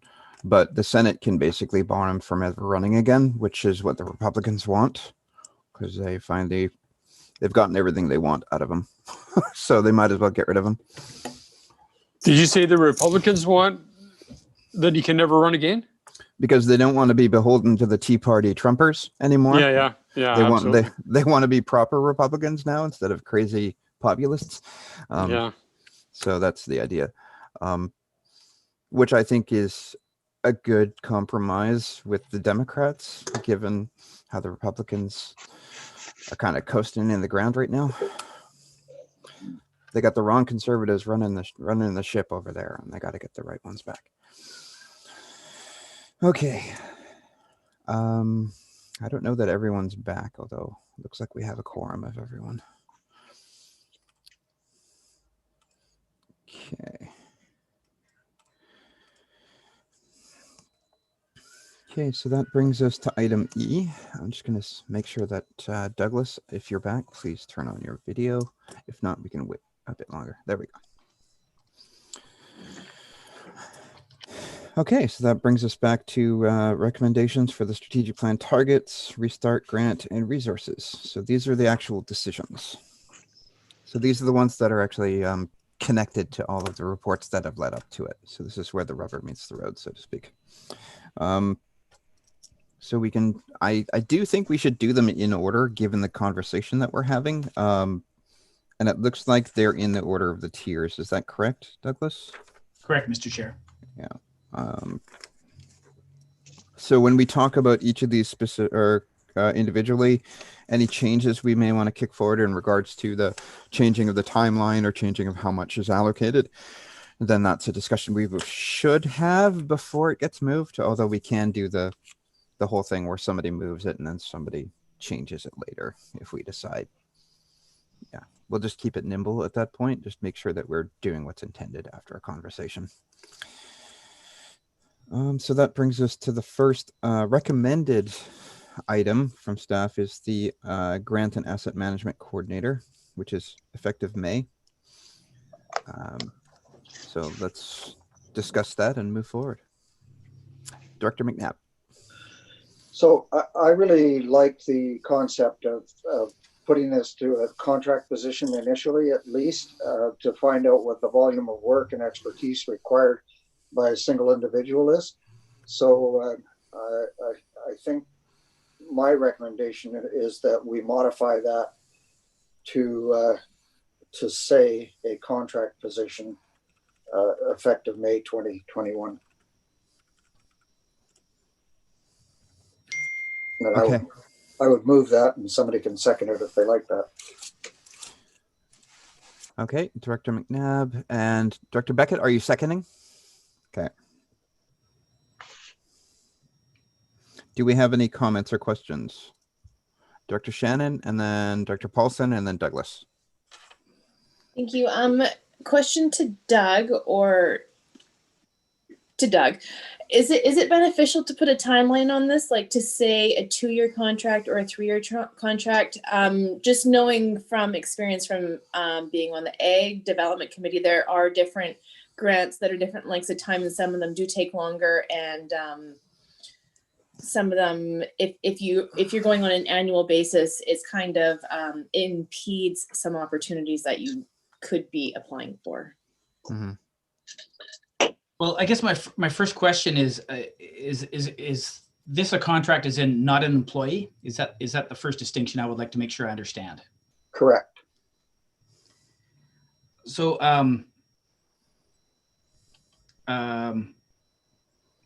I guess what I would say is I would urge the board to strongly not use this model. Our experience using contractors for activities that are integral to the organization is one of not being successful. So I think of protective services as probably the very best example. This is work that, you look at the list of grants that we put in here, and I think we actually missed a couple. And if you look at asset management, that is never ever going away. And included in that work is also risk management that is never ever going away. So that is work that is integral in the operations that of our organization. So the work that Trish is doing now to create those asset plans is a very first step, and there's a ton of work to do to actually keep those plans from just sitting on the shelf and being a pointless investment from the history of eventually. If the board is concerned about, and this is a very important thing to put their minds to, for us to put our minds to, for all of us to put our minds to, that when the dust settles on COVID and all of a sudden governments are looking at how to pay the bills for all the grants that are out there, that the grants dry up, then we have layoff provisions in the collective agreement. We have, if this person was an exempt person, what they wouldn't be, they'd be part of the collective agreement. If the person was an exempt, we put termination language in every agreement anyway, in anticipation of, things changing. So I don't know how I would put, frankly, I don't know how I would put a contract together, because this is full-time work. Today, this is minimum a full-time job. And anything that where somebody comes to this organization or works full-time, Canada Revenue Agency says, you do this and basically nothing else professionally, so you're not a contractor anyway, you're an employee. So if the board is concerned about what happens when the work falls off, we've negotiated that with the bargaining unit with CUPE long ago. There's layoff provisions that exist, and that includes going from full-time to part-time if that's required. So I don't know if I've answered Director Shannon's question. I'm sorry. Director Shannon, follow up, and then I do have Dr. Paulson, Dr. McNabb, and then Director Beckett. And Director Cote. And Director Cote, thank you. Thank you, Doug. Thank you. That information helps. I mean, not being fluent in all the employee contracts and everything like that kind of information, I do appreciate knowing that. Thank you. I know it does in a way answer my question. Thank you. Great. I have Dr. Paulson and then Director McNabb. I hate to be trying to gain education on the fly here at the risk of timing, but I had an opportunity to do about a 30,000 foot peek at the strategic plan, and then trying to kind of correlate these asks for staffing in relation to that strategic plan. And there's nothing here that rang an alarm bell with me when I related it to that strategic plan and the COVID-19 relief fund. So my question here is, we're actually dealing with each one of these positions as a whole right now. And Mr. Chair or CAO, what's the relation? If we say yes to this now, but does it then go to the budget process where we may have to have some real heart-rending discussion about funding, not just for these positions, but in light of kind of where we've been at in 2020 and 2021. This COVID thing's not over, and we're going to have to make some really, really tough budget decisions. So I'm just trying to get the order in. If we take this and pass the resolution for each one of these, let's just say every single one of them, does it then go to the budget process? And then we have the tough task of saying, well, maybe we need to cut that, or we need to cut it to halftime, or there may be other areas of our budget that would not necessarily suffer, but we would have to rethink in a priority sense. So being new to the board, like I say, I've only had a very high view of the strategic plan.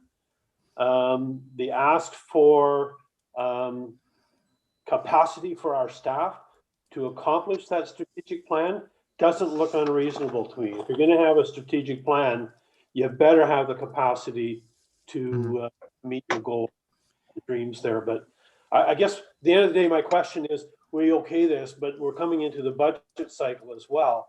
Does this still get referred to budget? And we may have to re-look at these things. So Yeah. So thanks for being patient. Thank you, Mr. Chair. Those are, I think those are excellent questions. What we've tried to differentiate in these recommendations, sort of the two tiers, items 1, 2, 3, and 4, we've worded them that way to get the authorization to start advertising now, and they would be commitments in the financial plan. So whatever financial plan we would bring to you, it would be included. Number 5 lists a number of positions that we would include in the financial plan for debate and for the board to take out, defer, eliminate, double, whatever the board wanted to do on those. So that's how we differentiate items 1 through 4 from item number 5. With respect to the strategic plan, strategy 1.2, leverage community works fund and other grants. And it talks about strategic investment of community works fund and targeted applications to grant programs for initiatives and projects that support economic recovery and development. And so, so we tie this first recommendation to the existing situation with the grants that we have already, but also very much to that strategic objective. So just as an addendum at this point, everything does kind of depend on the budgetary decisions that we undertake. However, I would caution the board from thinking in terms of, can we get away with moving this to a halftime or something like that, especially when we come in the first 4 items. These are things that are needed in regards to the decisions that we've already made in the strategic plan, but also tempered by the fact that these are things that we probably needed last year and the year before that and the year before that. With that in mind, when we actually look at making decisions in regards to how we alter the budget, we should be looking at actually programs and services and deliverables and adjusting those things. So when we adjust, say, the timelines, that adjusts the deliverables down and allows for the decisions in terms of how staffing gets done to be made in such a way that the CAO and staff can make decisions on how they marshal the resources we've accorded to them to get the work done. We really need to pay attention to what the deliverables are more than whether and to what degree someone decides to hire on a half-time or a full-time. I think we're more scared of hiring on a full-time or an employee than we necessarily should be, especially if they're going to potentially make us money as time goes by. With that in mind, though, we can make alterations to our expectations, but we need to communicate that to staff through Douglas so that they can say, well, okay, then we have to change it so it looks like this, this, and this. What we do sometimes that really muddies the waters and makes things a bit backwards is saying no new hires, but then we want the deliverables to be the same. And that's what happens when we have people like Andy just leave, because that just doesn't line up. So we should always be thinking about the ratio of tax to deliverable and the value we get there and how we can create more or save, because that's also value. Mr. Chair, if I one last comment, has kind of irrelevant, but I really want to commend this board of directors for coming up with the strategic plan. And I'll tell you, for a new kid on the block coming in, this gives me a really good playbook to kind of review and know where your thinking has been over the last year or 2 or 3. And I certainly, as the rookie here, appreciate that strategic plan, and I know it's it's been a work in progress, and well done, you guys. Thank you. Okay, so with that in mind, given the discussions that we've had so far, I would suggest to the board that perhaps we modify the motion to restore the original wording. I think this is something that we do have more options in terms of layoffs and that sort of thing if the work does go away. I do think that there are some items, especially in the second tier, that could be either be pushed away or turned into contracts as a test. Nearly all of them, actually. So there are ways for us to save money that way.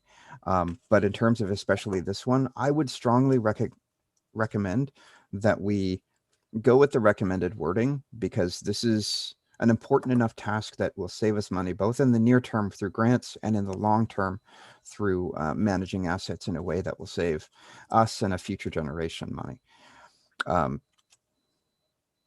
Director Beckett? Thank you. I want to be clear that I support the position and I support the strategic plan and the need to have the appropriate resources in place. So compromise may not be an appropriate term here, but to Director McNabb and to Mr. Holmes, can an employee be a contract position so that we're not our hands aren't tied with respect to a term of an employee? And would that satisfy your concerns, John, so that it's something that could be renewed? And so I turn that over to John and Douglas for comment.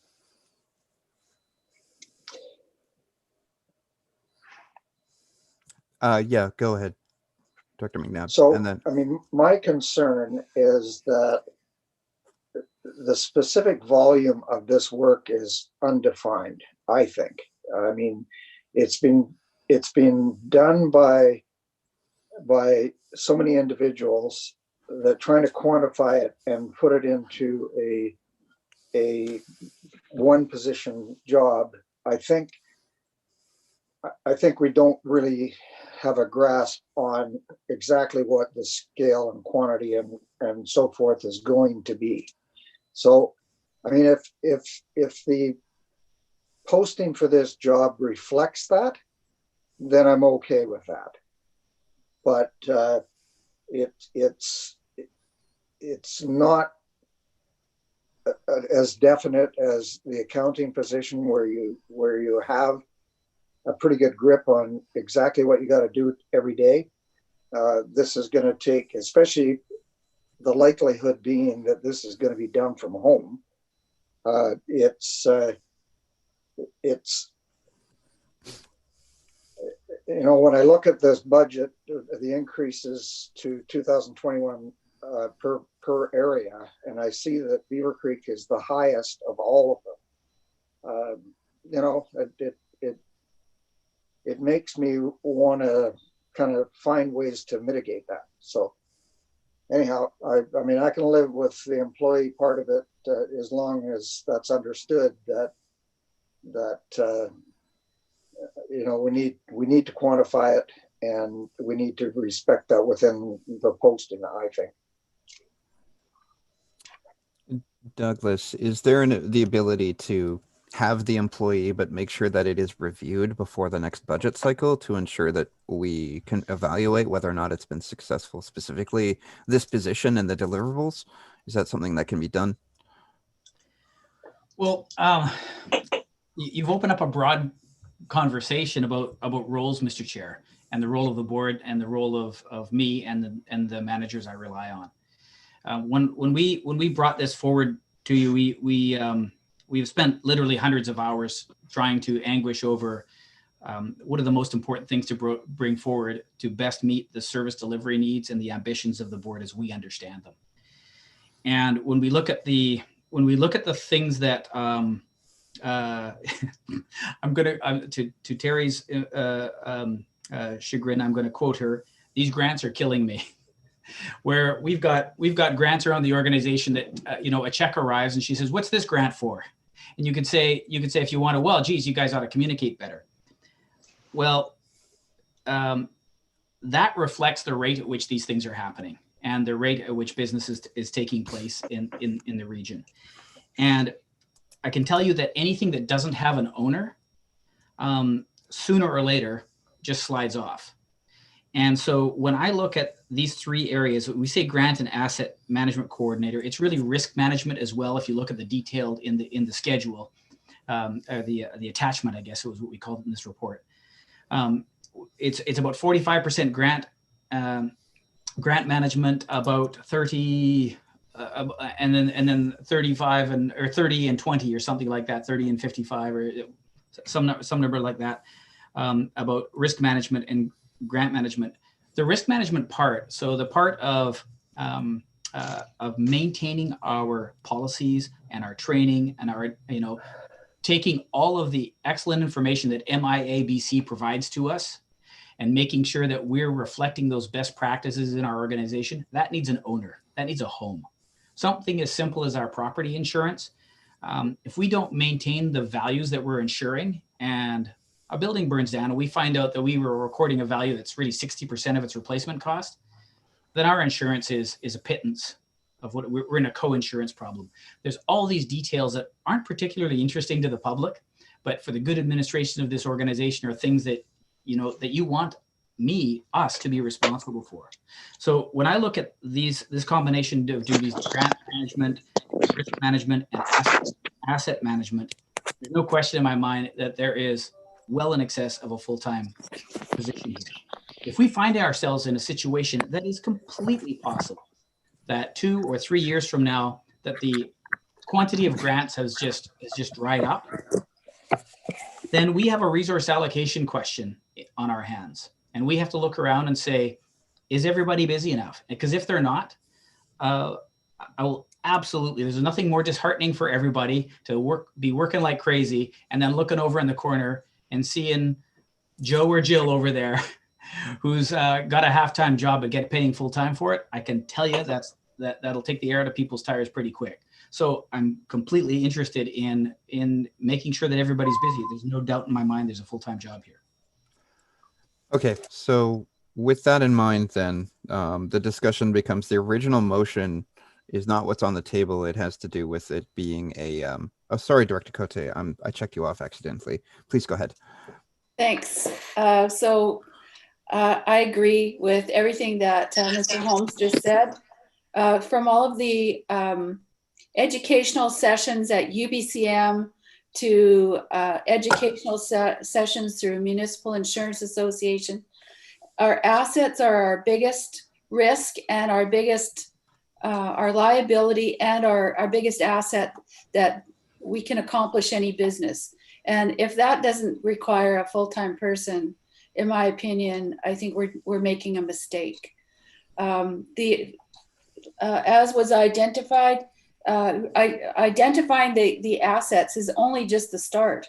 We need to be continually looking at those assets, and somebody has to monitor, what's happening with all of our fire departments, our landfills, our airports, all of our fleets, our buildings. There is so much, and we need to keep on top of that. And I'll bring up Viral again. That's where they really, it took them years to catch up because they didn't look after their assets. They didn't identify, and that person is going to be so important. And as far as the grants, I so agree as well. I just don't want to become a problem for ourselves for getting grants and then not being able to complete work.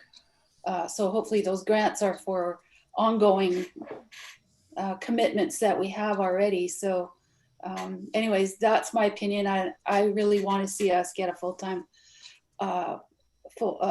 position filled on our staff for that position in particular.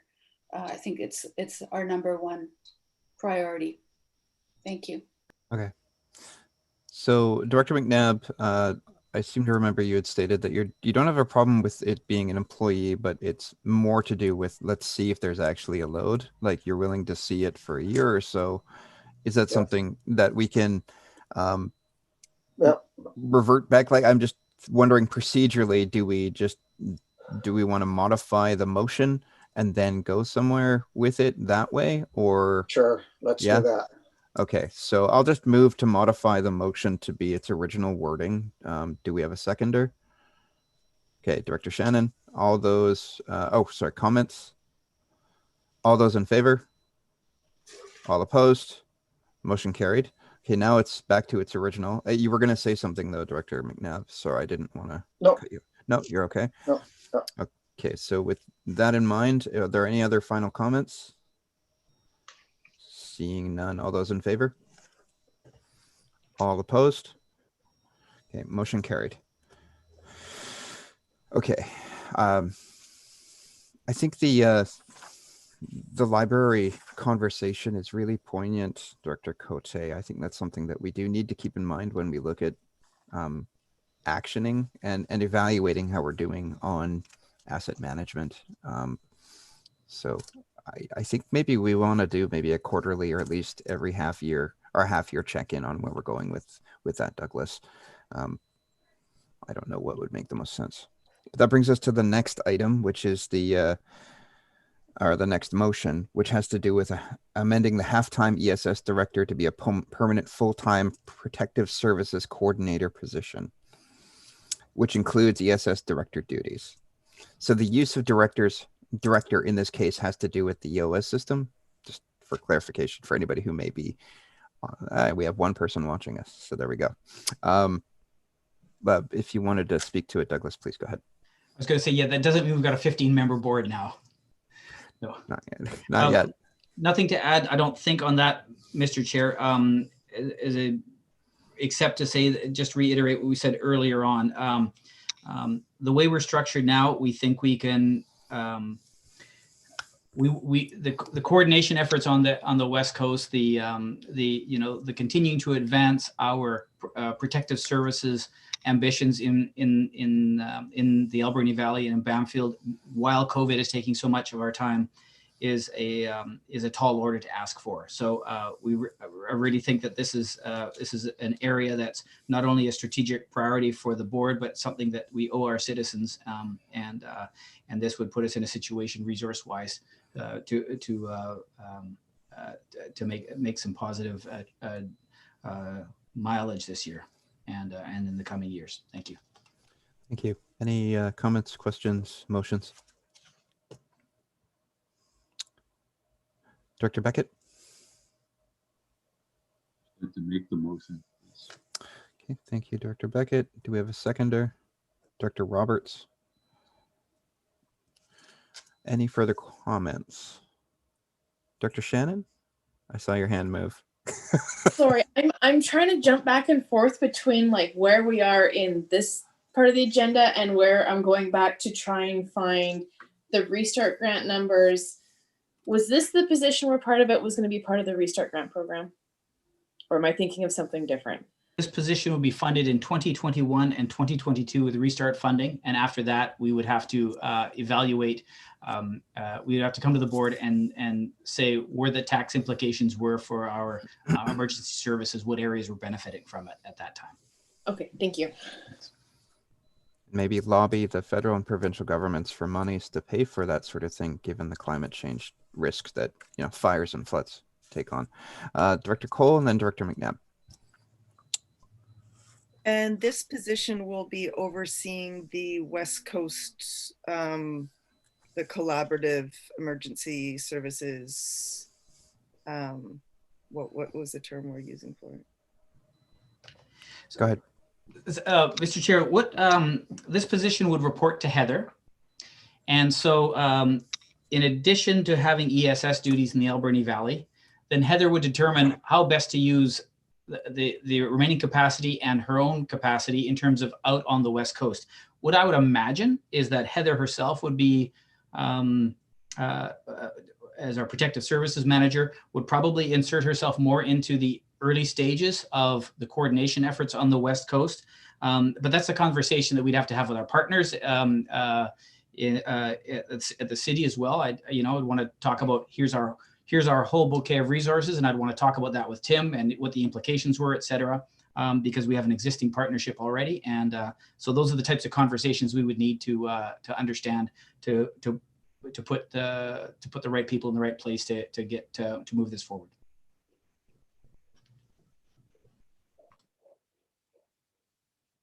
Sorry, I'm muted. I have Dr. McNabb next.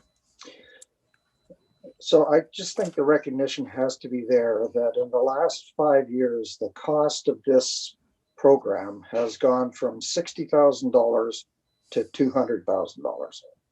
And, you know, I support ESS, I support the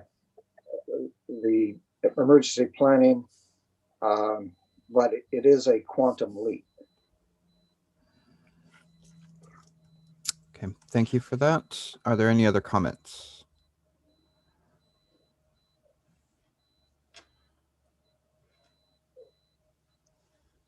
I don't see any.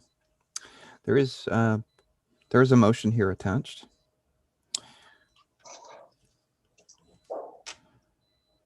Okay, so no more comments. So it's been moved by Dr. Beckett, seconded by Dr. Roberts. All those in favor?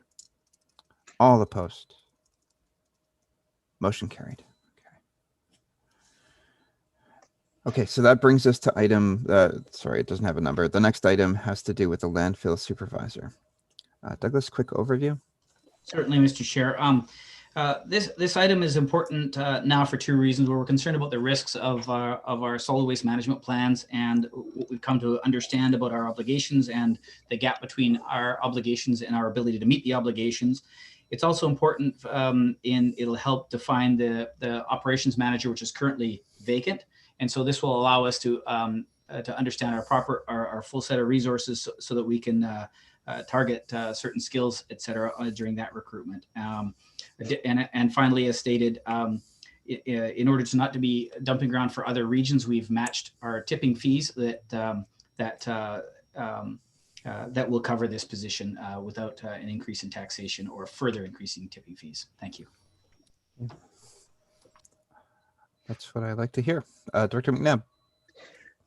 So I would move that the Alberni Clayoquot Regional District Board of Directors approve a permanent full-time position of landfill supervisor effective April 2021 at an estimated cost of $95,000 per year. Seconded. Thank you, Dr. Roberts. Any further comments? Dr. Cote, please go ahead. Thank you. Does that cover just the Alberni Valley landfill or both? West Coast, include the West Coast? Both landfills. Okay, any further comments? Seeing none, all those in favor? All opposed? Motion carried. All right, next item, and this is the last of the top tier, so to speak, is the permanent 3/4 time planner from halftime. Douglas? John. Thank you, Mr. Chair. We've got a number of projects that historically we have used contractor grants from, and so sorry, I didn't mean to say grants. Contracts, companies who come in and do, we would, in the old model, we'd use it for the zoning bylaw rewrite. And what we find is that we're getting a much better product using in-house staff and lowering that. What we have found, though, however, is that we have a current halftime position, and what we think is a better model is to reduce our contracting fees and put that towards staffing position. It's not an exact measure, but the increment from the half to the 3/4 time and to a regular planner instead of a junior planner is $25,000. So it's not all taxation, but it is it'll probably have a taxation effect of a smaller amount than that. Of smaller than the increase? Yes. Okay. Yeah, because we'll also pirate our consulting budget a little bit, reduce it because of the work that will be done in-house instead of with consultants. Okay, thank you. Director Roberts. Yeah, I'd like to move that motion. Thank you, Director Roberts. Do we have a seconder? Thank you, Director Bodner. Any further comments? Dr. McNabb, go ahead. So this is one that I really think needs needs to be rethought based on our history over the last year. So, if we're thinking that we didn't get it done in 2020, so we need more people to do it, I just think that that's wrong. I think that our ability to respond was diminished, and we need to see where that all falls for 2021 before we start beefing up the resources. So I'm opposed to this. Okay, thank you. I have Douglas and Kel. Did you have your hand up, or are you just scratching your head? Okay. Go ahead, Douglas. So this is one of those ones I think we didn't do a good enough job telling the story about. Part of the things that delayed work during the year, I'm just referring to an email up on my other screen here. So we had a junior planner position budgeted for the year, and that person stopped work on April 23rd to take a bit of a sabbatical. Did that. We were successful in recruiting that person back again in August, but got a new opportunity on October 30th. So part of this isn't really to address the work we didn't get done during the year, because Director McNabb is quite right. There's some work we didn't get done, and some of that was simply because of the diverting resources to the COVID response, and coming up with the policies that every employer and every organization needed in order to keep functioning in the new regime. This is more about evaluating the nature and quantity of resources on an ongoing way, and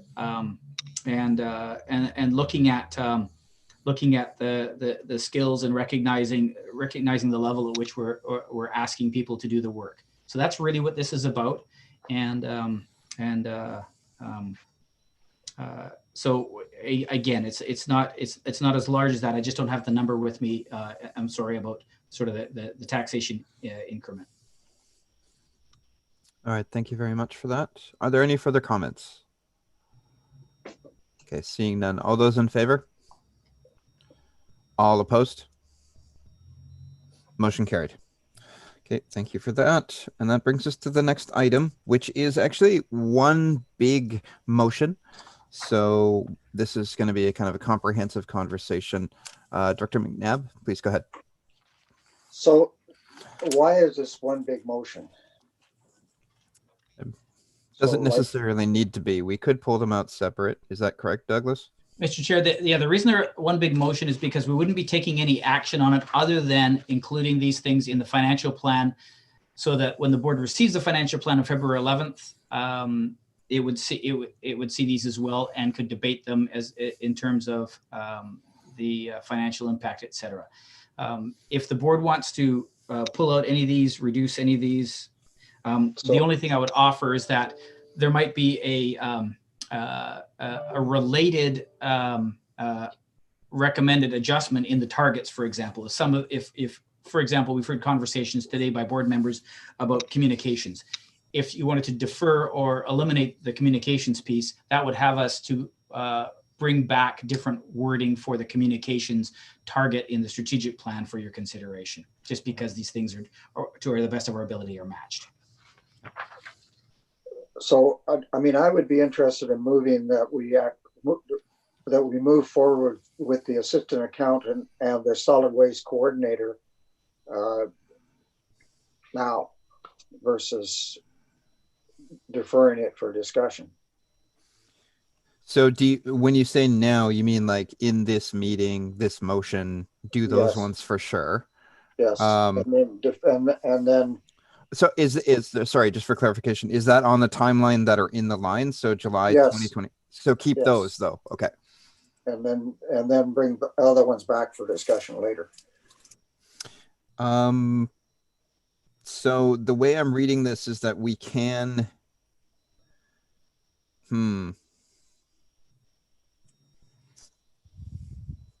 So if we can remove so let's just call them items 1 to 4. If we can, so if we all agree, and I'm not saying that we all do, but we could, if we all agree on 1 and 4 for sure, we just make sure that they stay when we have a conversation about it later. But items 2 and 3, we may disagree on. Do we want to have separate conversation or separate motions for those ones? Is that Well, the idea? they can I'm just just be thinking. they can just be underneath this motion that's there. Yeah. And the other two we can pull out and just say, let's do them. Okay, so I think what we should do then is take a quick poll by Dr. McNabb, if you want to move the motion, so read the first Okay. paragraph and then item 1 and 4. I would move that the Regional District Board of Directors direct staff to include in the 2021 to 2025 budget plan the following positions: assistant accountant effective July 2021, and the solid waste support coordinator half-time effective 2022. Okay, so that's going to be a standalone motion for just those two. Yes. Do we have a seconder for that? Thank you, Dr. Steer. Any comments? Dr. Shannon. Thank you. While I agree they're important, I prefer how it's been originally presented, to just have it as for discussion to make the decision on these ones when we have a full budget in front of us. Just being cognizant that we just put 4 positions forward, and I'd like to see more wholesome numbers before yay or naying these. Thank you. Yeah, I do think that's the plan, Douglas. That is the plan, to have the discussion. Well, I guess from a practical matter, if this motion passes, then what we would be understanding is the board intends to do these things. But just as a practical matter, the March 31st deadline for adopting the financial plan will come before these advertisements go out. So so it is a statement that the board could make now that it could address again if at the end of the day they think that it's beyond financial reach. Okay, so if we're going to potentially, and we may potentially alter the list of 4 to either change or eliminate it, I don't see the harm in just doing separate motions for the two, those 2, and then the other 2 separately. I think that just might be the most clear way for staff, so that we can alter the strategic plan if we do any changes. If not, then there's just 2 motions or 3 motions instead of 1. But I don't think, from a procedural standpoint, and that's all I'm coming from right now, because I just want to be fair to people, be able to make a decision on each of these items now, if we feel strongly about it, then I think this might be a good way to do it. I think the whole group is okay with item 1 and 4 of this, just out of hand. So with that in mind, are there any other comments on this specific motion to these 2 items, 1 and 4?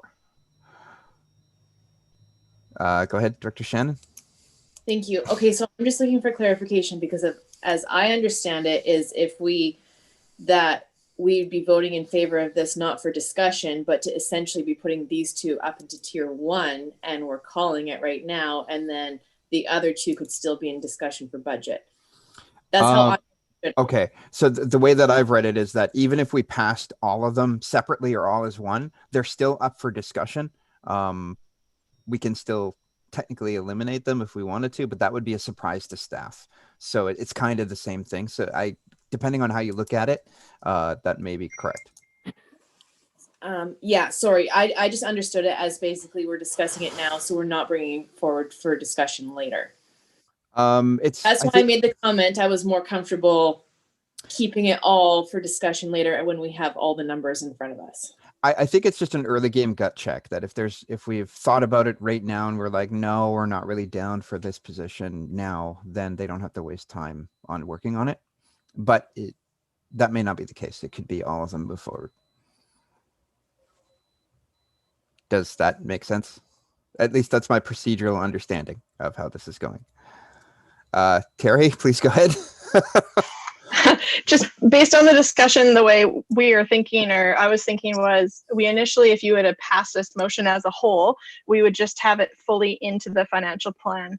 But because I'm sensing that there's some hesitation on 2 and 3, we would build the financial plan with the assistant accountant and the solid waste support coordinator built into it. And then we'd probably present the purchasing coordinator and the communications coordinator and the impacts of those positions kind of separately for discussion. So it wasn't embedded in the full overall package. And then you guys would have the ability to discuss those positions individually.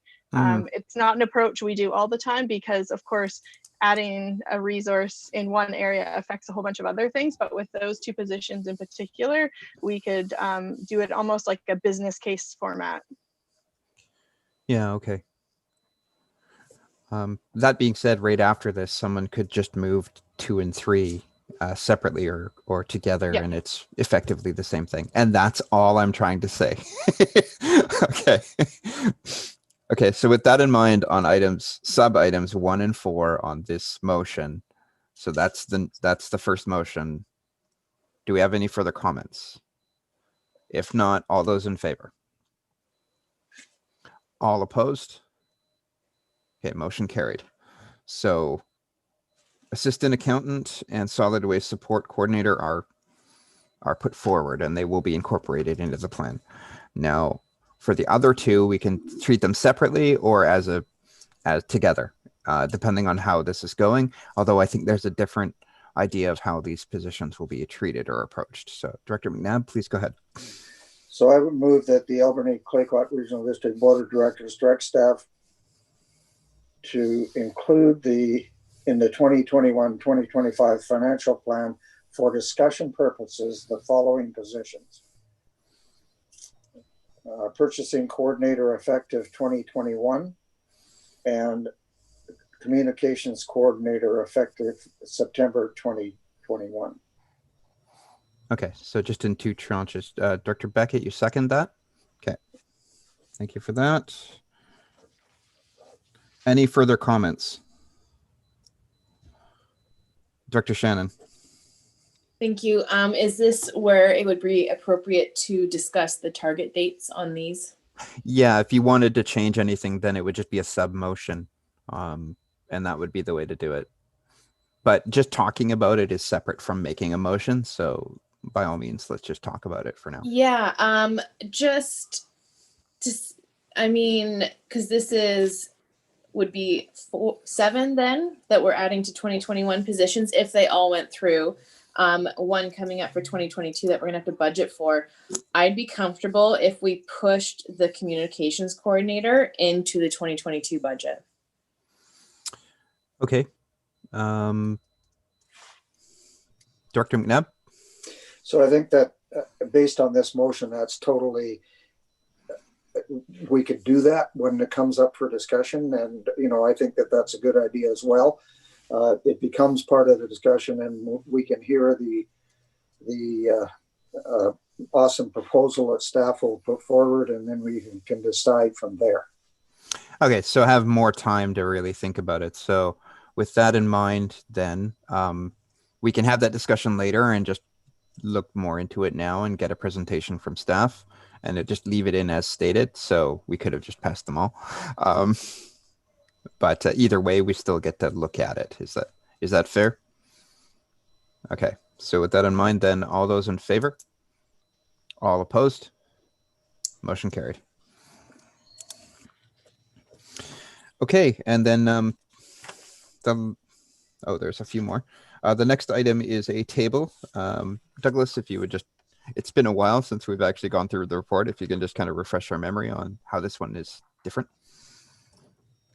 Certainly, Mr. Chair. This takes the year by year table. So we had a 2020 table, a 2021 table, and a 2022 table, and just squishes them all together. And so it comes down to one table for the purposes of passing the resolution. So that's what this is done. If you'd like to talk about the specifics from year to year, et cetera, I think Terry is probably the very best one to, having done the heavy lifting on this report, to support the board in that. Please go ahead.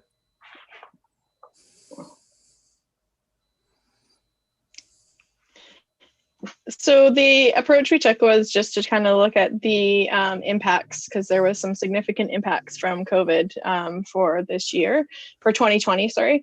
And so we started with that, and then really just kind of looked at what our impacts were going to be going forward. So some of the ones that we didn't really think of when you thought about COVID was the cleaning changes for the fire departments and the need for this front load extractor equipment to meet WCB and the fire writer underwriters requirements, or the NAFTA requirements, sorry.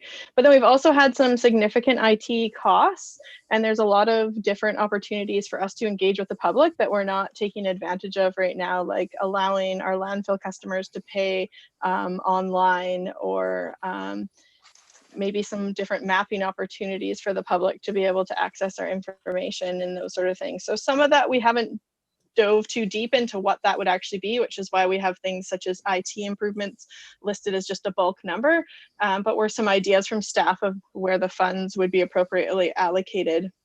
As Doug mentioned before, the 2020 stuff is the part that we need to decide on now if we want to do that, because we're trying to get our 2020 numbers firmed up. If you would prefer to wait through the budget discussions to have some further discussions about the allocations for 2021 and 2022, that is definitely allowed. The ministry just asks that you allocate, or we allocate as a board, the funds by the end of 2021, even if they're going to be spent in for future years. So happy to answer any questions about our rationale behind these. And I think we'll probably circle back as staff to talk a little bit more about Director Steer's comments about the illegal camping aspect of it, and maybe some potential things of what we can do with that. Thank you, Director McNabb. So I think it's really important that we allocate these funds. I think that this allocation is reasonable. The reason I think that it's important is because if we don't allocate them, it appears that we don't need them. And so if we spend them in this area, I think they're productive. And it's just like the gas tax, when it sits on the bank, it's really doing nobody any good. So I'm absolutely positive that we're going to see further funding with trying to get the economy going back and so forth. So I would move that the Alberni Clayoquot Regional District Board of Directors approve the updated wording highlighted in yellow and propose targets for the strategic objectives contained in the staff report that appears as an agenda item 8B. Okay. Is that the one? I think it's just the one above the table. I think that other one's a separate motion. Is that correct? In number 6. Yes, we skipped one. Yeah. So. What was it? Do we need another one there? That sort of doesn't fit, does it? No, I think it's the one above the table on page 4. Okay. Hang on here. There we go. Okay, I would move that the Alberni Clayoquot Regional District Board of Directors approve the allocation of the COVID-19 restart funds as follows. I don't need to read as follows, do I? No, the table's pretty clear. Okay, and sorry about that. No worries. And seconded by Dr. Beckett. Okay, any comments? At some point in the future, I wouldn't mind seeing a non personal information breakout of what various looks like, but I don't need to see that now. I'm just interested. So with that in mind, any further comments? Seeing none, all those in favor? Oh, sorry, Director Steer, did you have a comment? I did have a comment. Yes, it was related back to Mrs. Fong's comments around, and I completely agree with the allocation aspect of this. I'm just wondering if there's an opportunity at this time to have an inclusion of funding, and it can be in that various category. And I don't know if that would fit with the allocation of some funds being put towards the mitigation efforts around the illegal camping out in the Area C area. Okay, my understanding is that we'd have to reduce all the others in order to make room for it. But I'm not sure now. Terry, is that the case? I'm just trying to think the best way to do that. So the 2021 regional parks of the 27,600 was kind of our remaining funding once we kind of looked at all of the COVID, other COVID related costs. So maybe as a recommendation, you could just remove that one line item at this point, and we'll leave the 27,600 unallocated until we have a time to have that meeting that we were talking about having in early March to discuss the issue. And then we can reallocate that 27,600 after that and determine at that point whether it's going to go to regional parks or some sort of combination. Director Manions keeps getting kicked out of her seat. Okay, I think that's a good solution. Dr. Steer, do you think that works? That works for me for sure. So we're going to need to modify the motion. So if you can move that. Just say that you do. Just say that you do. Okay. I do. Yeah. Okay. Seconded by Director Cole. Okay. All those or any comments? Director Cote? No. Okay. Oh, you're voting. Okay. All those in favor? All opposed? Motion carried.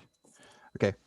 Thank you for waving your arms wildly, Director Steer. I got caught up in moving forward. Okay, now we have the original motion has been modified to make the regional parks section, which is the second to last item in the table, to be just unallocated. So it may turn into to illegal camping instead, pending a conversation.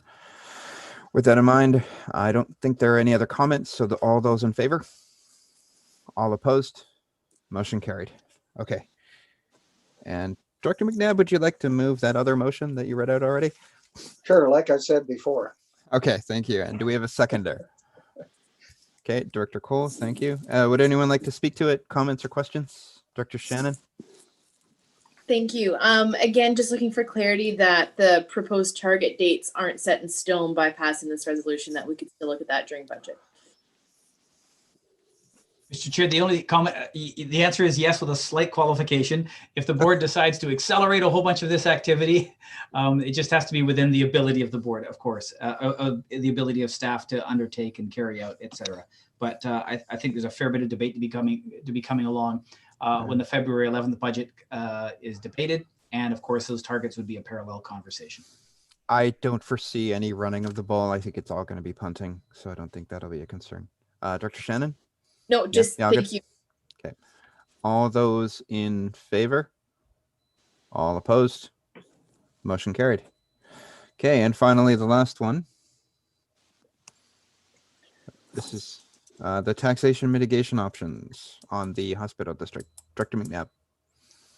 So I could speak to this before I actually move it, but being the appointed member of along with you, of the MFA,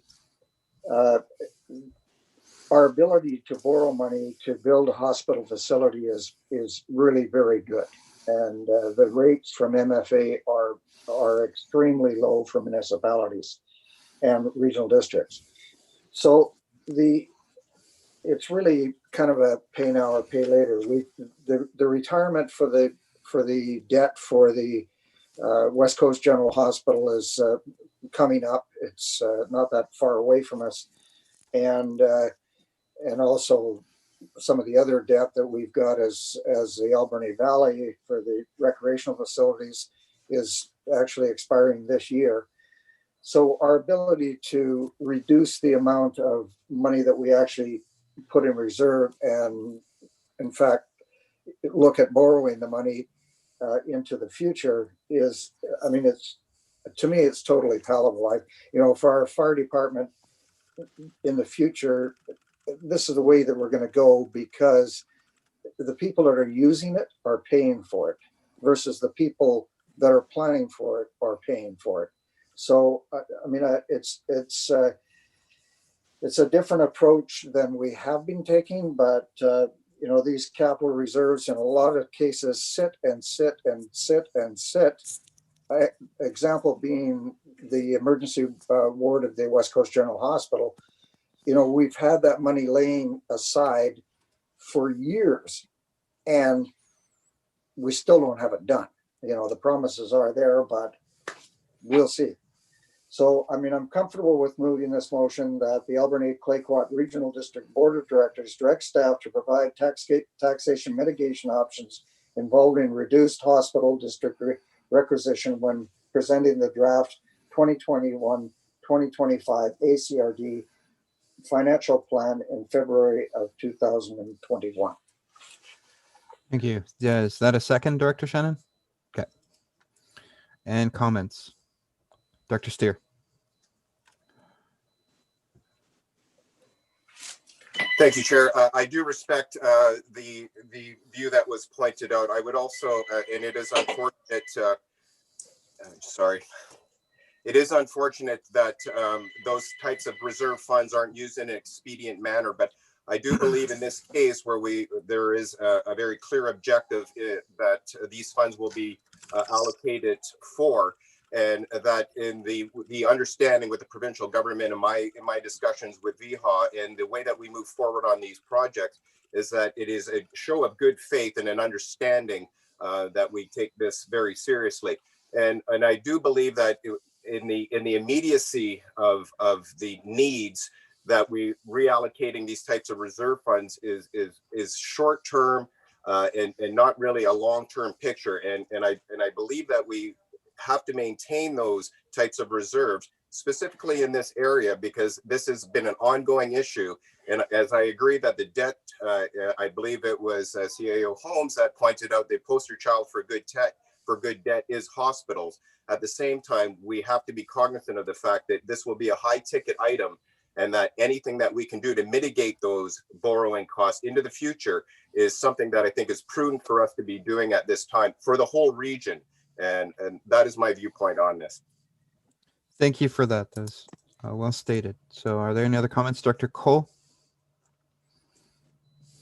I agree with Director Steer. I think especially in this time where pandemics, it's healthcare and just the general feel of things out there and possible upcoming growth in our assets or supports in healthcare. I think that taking any money that is set aside for any sorts of improvements in those areas would not be a sound decision. Okay. Thank you for that. For the comment, Dr. Shannon. Thank you. I just want to highlight that, or just maybe point out that in my mind, when we're looking at a resolution like this, we're talking about reducing some taxes. That's not necessarily saying that we're not going to put any money aside. And if we have options, because I agree, I think we need a balance. I think it's going to cost what it's going to cost. And I'm sure there will be debt that needs to be borrowed. And it's great to have some set aside. I think it's us finding the balance right now. And as I mentioned before, I think we're seeing the needs that like for everyone, I mean, especially the taxpayers, the small businesses and everything, if we can do something like this, maybe put a little bit less away this year and look at that in the next 3-4 years to build that back up, to give, I mean, everybody a little bit of a break while we're still trying to put something aside. I think just passing this to see what options staff bring forward, I support it. Thank you. Thank you. Director Minions. Thank you. I just want to recognize that this is a difficult decision because it's, balancing kind of the needs and challenges of today with significant needs that we know are coming down the road. Typically, I would not be supportive of looking to reduce this contribution for costs that we know are coming. But as we all know, it has been a strange year and there's difficult times ahead. So I think that we need to look at all options. And I think that this motion will allow us to make an informed decision. I think that when we have those options put in front of us and we get to a point of reviewing, we need to really look critically at what type of difference we would be making to our taxpayers if we were to reduce those amounts. And I think sometimes it's easy to get caught up in, let's take $200,000 out of our budget here or $50,000 out of our budget here. And at the end of the day, we might only be making a difference of $1 or $2 a year to our taxpayers. And is it really worth it to deplete reserves for minimal savings to the average household? So I think we need to come at this from a common sense perspective, look at the challenges that we have, but not be, necessarily super fixated on meeting a certain percentage, but rather looking at the overall long-term needs of our communities and recognizing that it's just a difficult year as well. So trying to balance all of that. Thank you. Okay, any further comments? Okay, seeing none, we have a motion moved by Director McNabb, seconded by Director Shannon. All those in favor? All opposed? Okay, motion carried. Okay, so thank you for that. That was a bit of a process to get through, but entirely necessary if we're going to be fair to our staff for predicting what the financial plan is going to look like. So with that in mind, we'll move on to item F, which is just the motions for continuing on with open meetings and electronic meetings based on the COVID situation. I don't know if Douglas is the one who speaks to this. It might actually be Wendy. Yeah, okay. Yeah, I can quickly speak to it. So in December 2020, the provincial health officer ordered that all local government meetings be held electronically, not in person due to the increased cases of COVID. So at our December 9th board meeting, the board passed a resolution to hold all board and committee and public hearing meetings electronically until January 14th. So now with the continued rise in COVID cases, these orders are still in place. So the staff are just recommending that we continue to hold meetings electronically and offer several means for the public to participate in our meetings. And we're recommending we put this into place until after the first meeting in February, so February 11th, and we'll revisit it again. Thank you. Director Roberts. I'd like to make that recommendation. Yeah, so it's the three-part recommendation. You'll make that? Okay, Yes. I won't require you to read it. Thank you. I can read it. I can read it if you want. I think we're okay. Okay. Director Paulson, you second? Okay.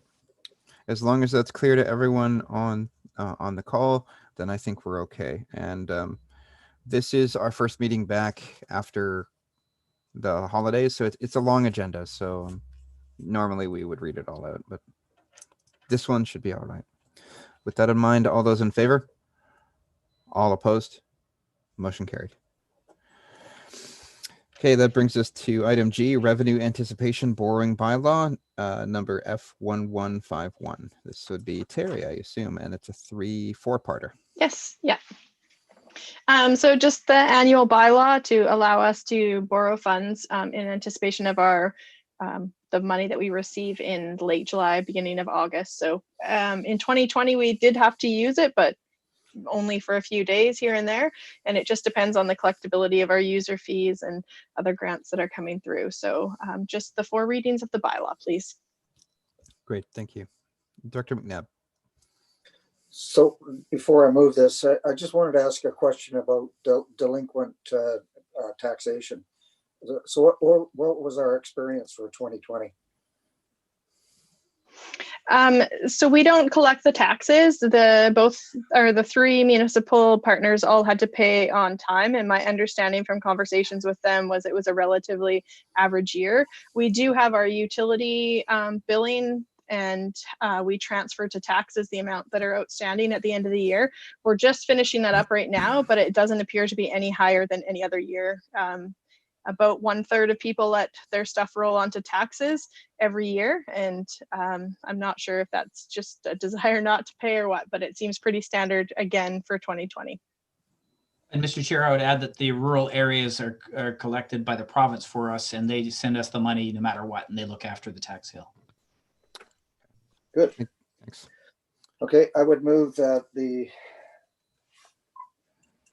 getting dark in here, that the Albany-Claycott Regional District Board of Directors give first reading to bylaw cited as Revenue Anticipation Borrowing Bylaw F1151 2021. Thank you. Do I have a seconder? Thank you, Director Shannon. Any comments? Seeing none, all those in favor? Motion carried. Okay, now we can just say move second reading, move third reading. So Move second reading. thank you, Director McNabb. Seconded by Director Roberts. All those in favor? All opposed? Motion carried. Move third reading. Thank you, Director McNabb. Seconded by Director Shannon. All those in favor? All opposed? Motion carried. But I move that the Alberni-Claycott Regional District Board of Directors adopt bylaw cited as Revenue Anticipation Borrowing Bylaw F1151, 2021. Thank you. Seconded by Director Roberts. All those in favor? All opposed? Motion carried. Okay, that brings us to the annual operating agreement. This is, please go ahead. Thank you, Mr. Chair. So this is an amendment to our operating agreement for the 2020-2021 period for the custom transit for the Alberni Valley. Due to the BC Restart funding through all of transit throughout the province, we're going to be seeing a reduction of about $23,000 for this period.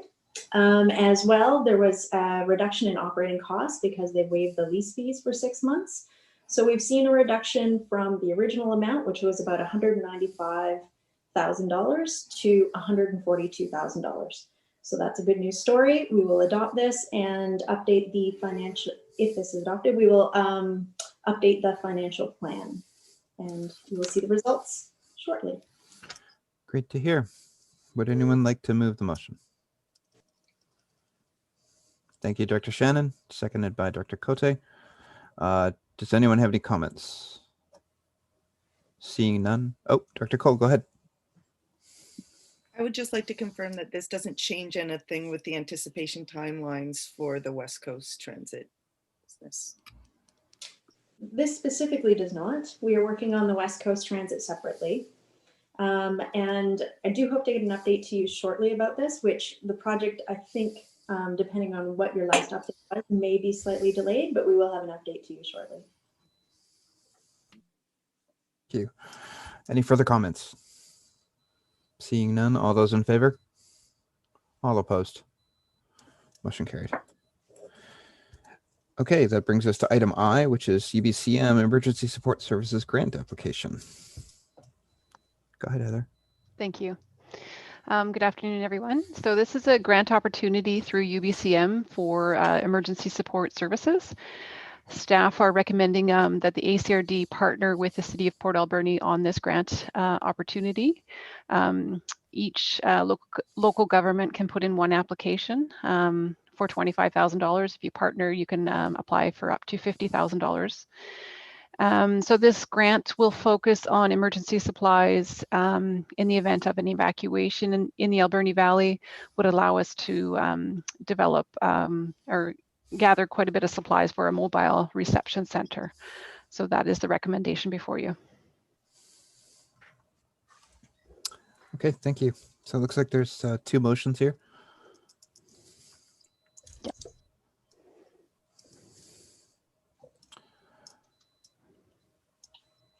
Dr. McNabb.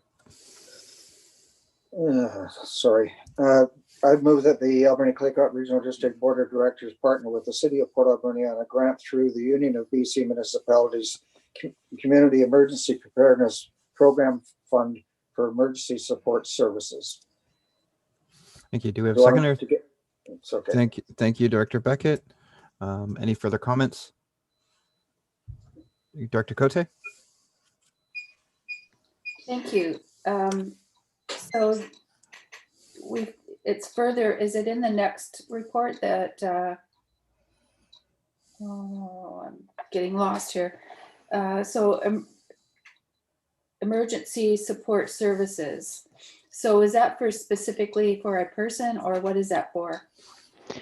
It's for supplies. So last year, the City of Port Alberni was successful in receiving a grant to purchase a mobile trailer, with some supplies. So this grant will be adding supplies to that mobile reception center. So say should the Echo Center not be available as a reception center and we need to evacuate people to Cherry Creek Hall, we could take the mobile trailer, set it up there, and have a reception center there. So the intent is to have all the supplies that we need in the trailer. Yeah.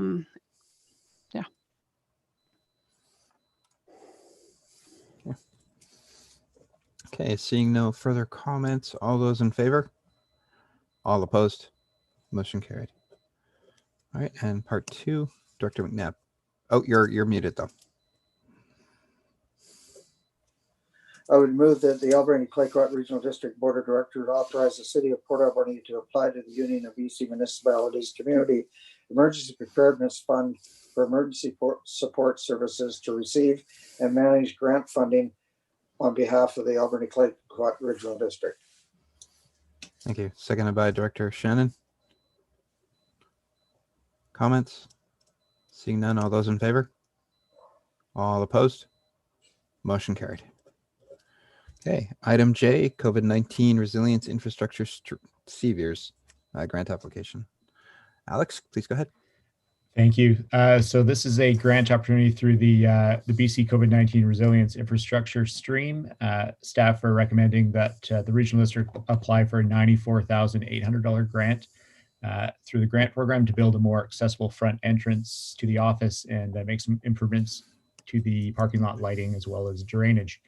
This is a project that is shovel ready and already budgeted within the work plan. So a successful application would fund the capital project 100% through the grant program. And we have a January 27th deadline that we're faced with. So happy to answer any questions. Thanks. I think there's just the one motion here, Director McNabb. So I would move that the Board of Directors authorize staff to submit an application to the British Columbia COVID-19 Resilience Infrastructure Stream for $94,800 to renovate the entrance to the ACRD office building, construct an accessible entrance, update parking lot lighting, and repair drains on south side of the ACRD office building. Thank you. Seconded by Director Shannon. Does anyone have any comments? Director Shannon, go ahead. Thank you. Just a question. If there's a new ramp, looking at the plans, there's a new ramp being planned for the front of the building. Will the one on the side be removed? I don't have an update on that for you. I don't see why we would need to remove it, but you know, we can investigate that further for you and get back to you on that. Sorry, can I jump back in? I don't think there's a need to reinvest. I was just curious if this was replacing that one, if it was faulty, or we're just adding a new one in the front for ease of constituents coming in. I can speak to the ease of it. I know the door at the end of the ramp that we have on the side of the building right now is locked. So the constituents entering the building up there have to ring a doorbell and wait for somebody to walk through and unlock it. And this would resolve that situation. Thank you. Director Cote? Thank you. So I'm looking at page 214. And I'm just wondering if we could make more than one application to this. This is one exception that I don't think I've ever really seen one where local governments could actually do retrofix, repairs, upgrades on fire halls. I'm just wondering if we could make another application, or if this is a one-time grant application, because I don't think I've ever really seen one for fire halls. Thank you. Alex? Sure, I can speak to that. There's a note in the report that we're actually eligible to make one application as a region and then one application within each electoral area. But recognizing that the deadline is January 27th and that we do, the grant program requires board authorization for each of those grants, we felt that we didn't have the current capacity in place to research and submit additional grant applications. So I guess a grant person would actually have helped in this situation. So there really isn't any time. We don't have another board meeting before.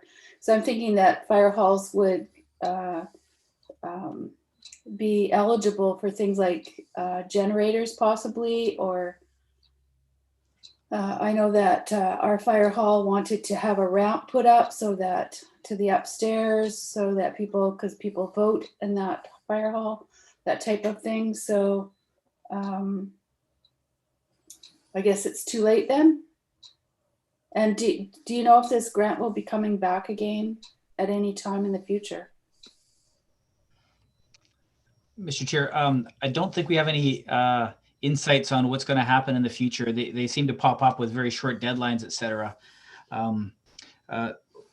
What I would suggest is we would,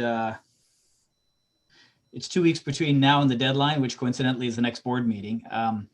We certainly can't make any promises, but I think if there's something that we could do on the fire halls, we'll talk to the chiefs and see if there's something that is can meet these criteria that we think that we can reasonably get something together in that we could actually construct or acquire. So for example, a gen set might be not too difficult to do. I haven't read these criteria in detail, so Alex might be kicking me under the table virtually right now because there might be something along the lines of shovel ready that we just aren't able to meet. So I really want to put caveats on what our ability is to actually get something together for these things. Oh, yeah. If we could do some work on that, that would be. I'm sorry, my dogs are going insane.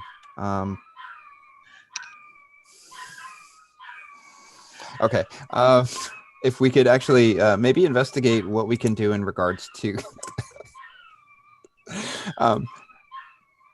If my experience is that dogs take after their owners, so that'd be. Yes, indeed. What I'm going to say is I think if we can investigate somehow delegating the authority to approve grants, that may be something we'd be able to do so that we can be more nimble. That's something that my First Nation did, which enabled us to actually just go after money as long as it didn't interfere with or potentially interfere with operations in the same way that, certain things might, even though it's free money, it may turn into work in the future. Our executive director was the one who would handle that. Maybe we can do that. I don't know what our procedures look like, but I think it's a bit disappointing knowing that we didn't try to do that. So if we can try to get something together for at least the fire halls, that would be great. We'll have a look. Thank you. Okay. So we do have the motion here, Director McNabb, seconded by Director Shannon. Any further comments? Seeing none, all those in favor? All opposed? Motion carried. Okay. That brings us to request for decision regarding the Alberni Inlet and Lakeshore Trail license renewal. Thank you, Mr. Chair. This is to renew the phase 1 and 2 of the Alberni Inlet, as well as the Lakeshore Trails for another 5-year term. Okay. Director Cote. I'll make the motion that the Alberni-Claycourt Regional District Board of Directors authorize the CAO to enter into the Lakeshore and Alberni Inlet license agreement with Mosaic Forest Management Company. Okay, do we have a seconder? Director McNabb? Yeah. Okay, any further comments? Dr. Shannon, go ahead. Thank you. Just a quick question. I see that it's there's a one-time admin fee for $1,000. Is that new or is that kind of standard? Because I realize that this has gone back to 2001-ish. It's been in place for a while. I was just wondering if the fees have gone up or if it's kind of been the same rate since this has been implemented. Thank you.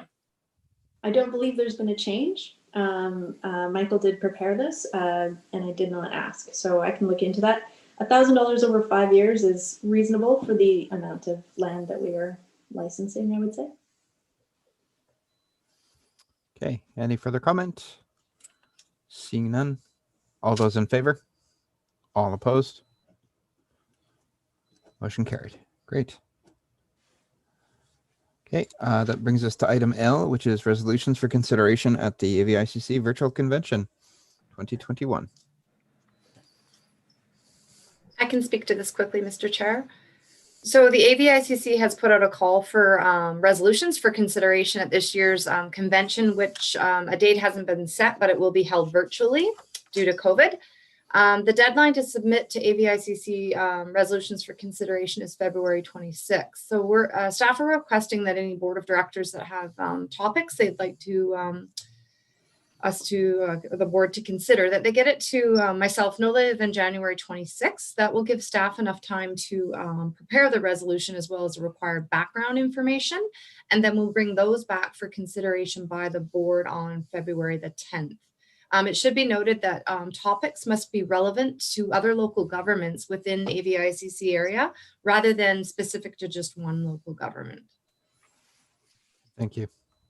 So this is one motion. It's just got two parts. We can just move the motion if need be. Director Cote, you had your hand up first. Thank you. As your first vice president of AVICC, we have decided on a date of Friday, May 28th. It hasn't been announced yet, but that's the date that we picked for the a one-day virtual convention, AGM. So mark your calendars for that.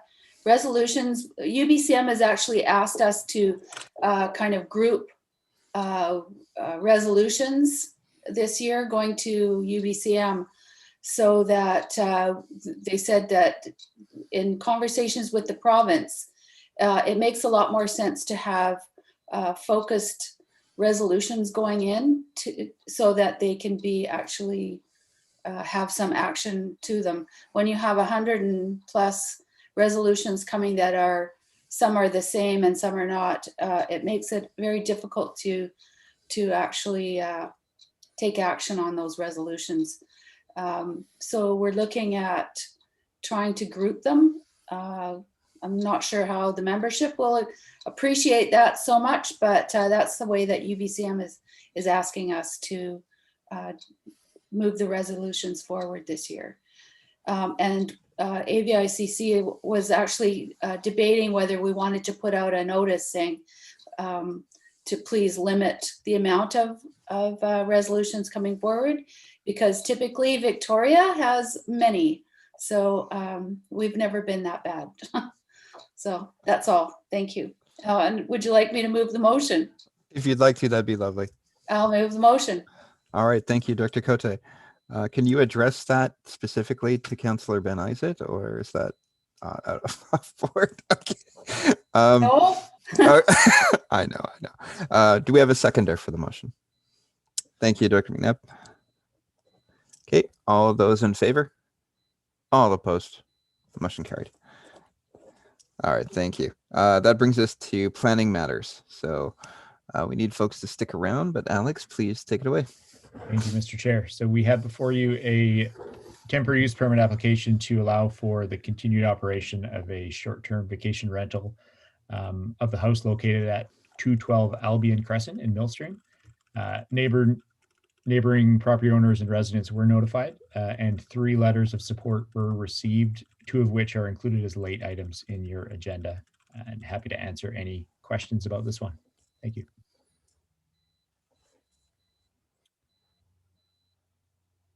Any comments or questions or motions, I suppose? And I would note that there were, in our email, there were extra letters of, I think, support added onto this. Dr. Roberts, please go ahead. Yeah, I'd like to make that recommendation that the Board of Directors issue temporary use permit TUP 20003. Thank you. Is there a seconder? Thank you, Director McNabb. Any comments? Dr. Cole. I'll just make the same comments that I make every time I don't have a say in short-term rentals in Area C, and that how it's not being treated the same as it is in Tofino and Euclid, because it is a large issue in our municipalities and not having enough long-term rentals to sustain the tourism that we have. And it would be nice to see some sort of more cohesion with the kind of decisions we make on these kinds of uses, so that it then benefits the whole West Coast. But I know I don't get a say in things, but I'll just take that little moment. Thank you. Yep, it's still a proceeding of the board, so you can still comment. You just don't get to vote. So thank you. Any further comments? Okay, seeing none. All those in favor? All opposed? Motion carried. I'm just glad you stuck around. That brings us to reports then. Staff reports, please take it away, Heather. And if you wanted to mention the next item about Voyant as well, that would be great. Sure. Yeah. Thank you. So for an EOC update, because we're doing this so late in the day, I actually have today's numbers. So provincially, there were 519 new cases. There are 4,810 active cases, with 368 people being in hospital. Currently, there are 196 cases or active cases in the Vancouver Island Health Authority. 130 of those cases are in the Central Island area, and 13 people in VHA are in hospital. So we're seeing an increase in cases from the holiday season. This was certainly expected and does not come as a surprise. Vaccinations are starting to roll out. Remote First Nations in BC have been prioritized, including the Huu-ay-aht First Nations and the Hausa First Nation within our regional district. They've recently started receiving their vaccinations, which is great news. The province is committed to vaccinating all 50 First Nations in the province by the end of March. Long-term care home vaccinations for staff and residents are beginning this week here in Port Alberni and Ucluelet, and all long-term care homes across the province will be complete by the end of February. And then just one other thing that's not COVID related, but I just wanted to mention is that the high stream flow advisory remains in place for the Sprout and Somas rivers in the Alberni Valley. All other high stream flow advisories on the island were canceled earlier today, but those two will remain in place probably for a few more days. These two rivers are expected to remain high into Thursday and then will recede likely by the weekend. And then the last item is the launch of Voyant Alert, which is a new emergency notification system for the Alberni Valley and Bamfield. So I'm excited to launch the program on Monday, and this will allow the Emergency Operations Center to notify residents of an imminent emergency, such as a tsunami, wildfire, or a dam breach. And I think most of you know that we do have a grant to help market this program. So we've got a contractor that's been developing advertisements that will start to roll out next week, including a media release that will start on Monday. So we're encouraging as many residents in Alberni Valley and Bamfield to sign up so that we can reach as many residents as possible in an emergency. We'll also use Voyant Alert to call in emergency operations staff, and we'll also use it to reach you as elected officials. So additionally, we've reached out to Huu-ay-aht, Uchaklasit, Dashot, and Hupachesset to determine if they would also like their residents to receive alerts from our EOC. For an example, a tsunami alert would impact all four of those First Nations that I mentioned. So we've asked each First Nation if they'd like to enter into a memorandum of understanding with the regional district, which would allow us, the EOC, to send alerts to these First Nations. So if each First Nation is interested in signing the MOU, I will bring that back to the board at a future meeting. But I'm excited to start the rollout next week. And if you are on social media, please share our posts. Thank you. Thank you for that. Dr. Cole, go ahead. Heather, I already probably know the answer, but is the reason that Tofino and Ucluelet are not included in the Voyant Alert because we already have our own EOCs with our own alert system and it would be a duplicate sort of intel? Yeah, that's right. Ucluelet uses Connect Rocket, and that's what we found from speaking to residents in electoral area was that they already are signed up with Connect Rocket, so we didn't want to duplicate it. Copy that. Thank you. Dr. Cote. Thank you.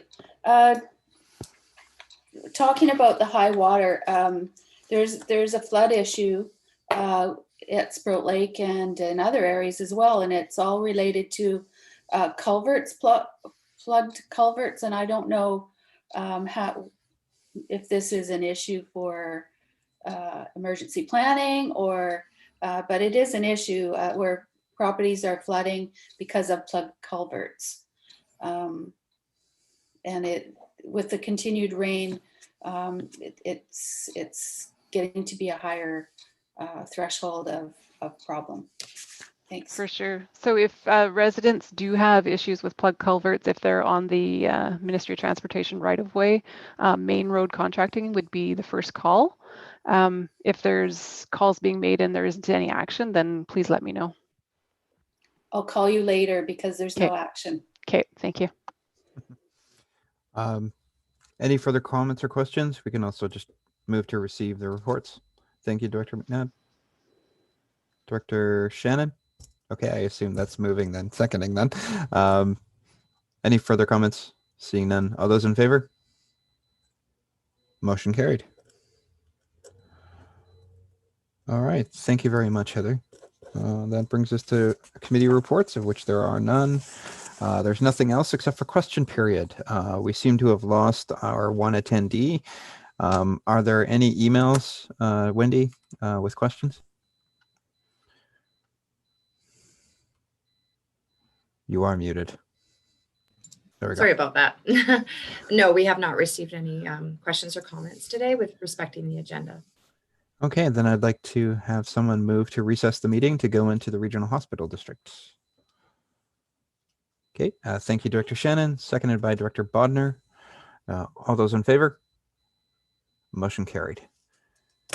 Okay, I will be right back. I really need to. Sorry, I've got to find this. I'm sorry. Okay.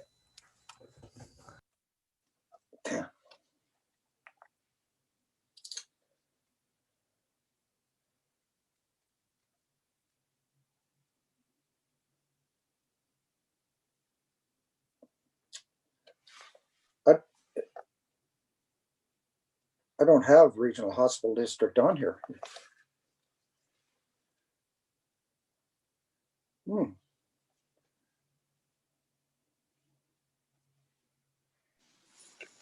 Douglas sent it out, John. Okay, already, because it's not on the other one. We'll find her. Hang in. Actually, Julia, I guess, was the original sender. Yeah. Who was?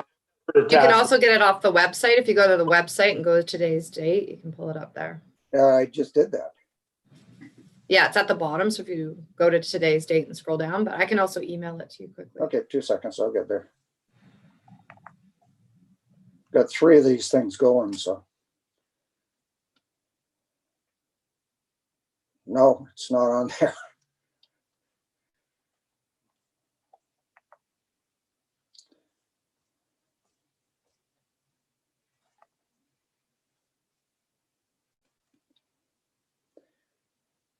I'm sorry, who sent it out again? I'm going to email it right to you right now, Joe. Okay. I've emailed it to you as well, John.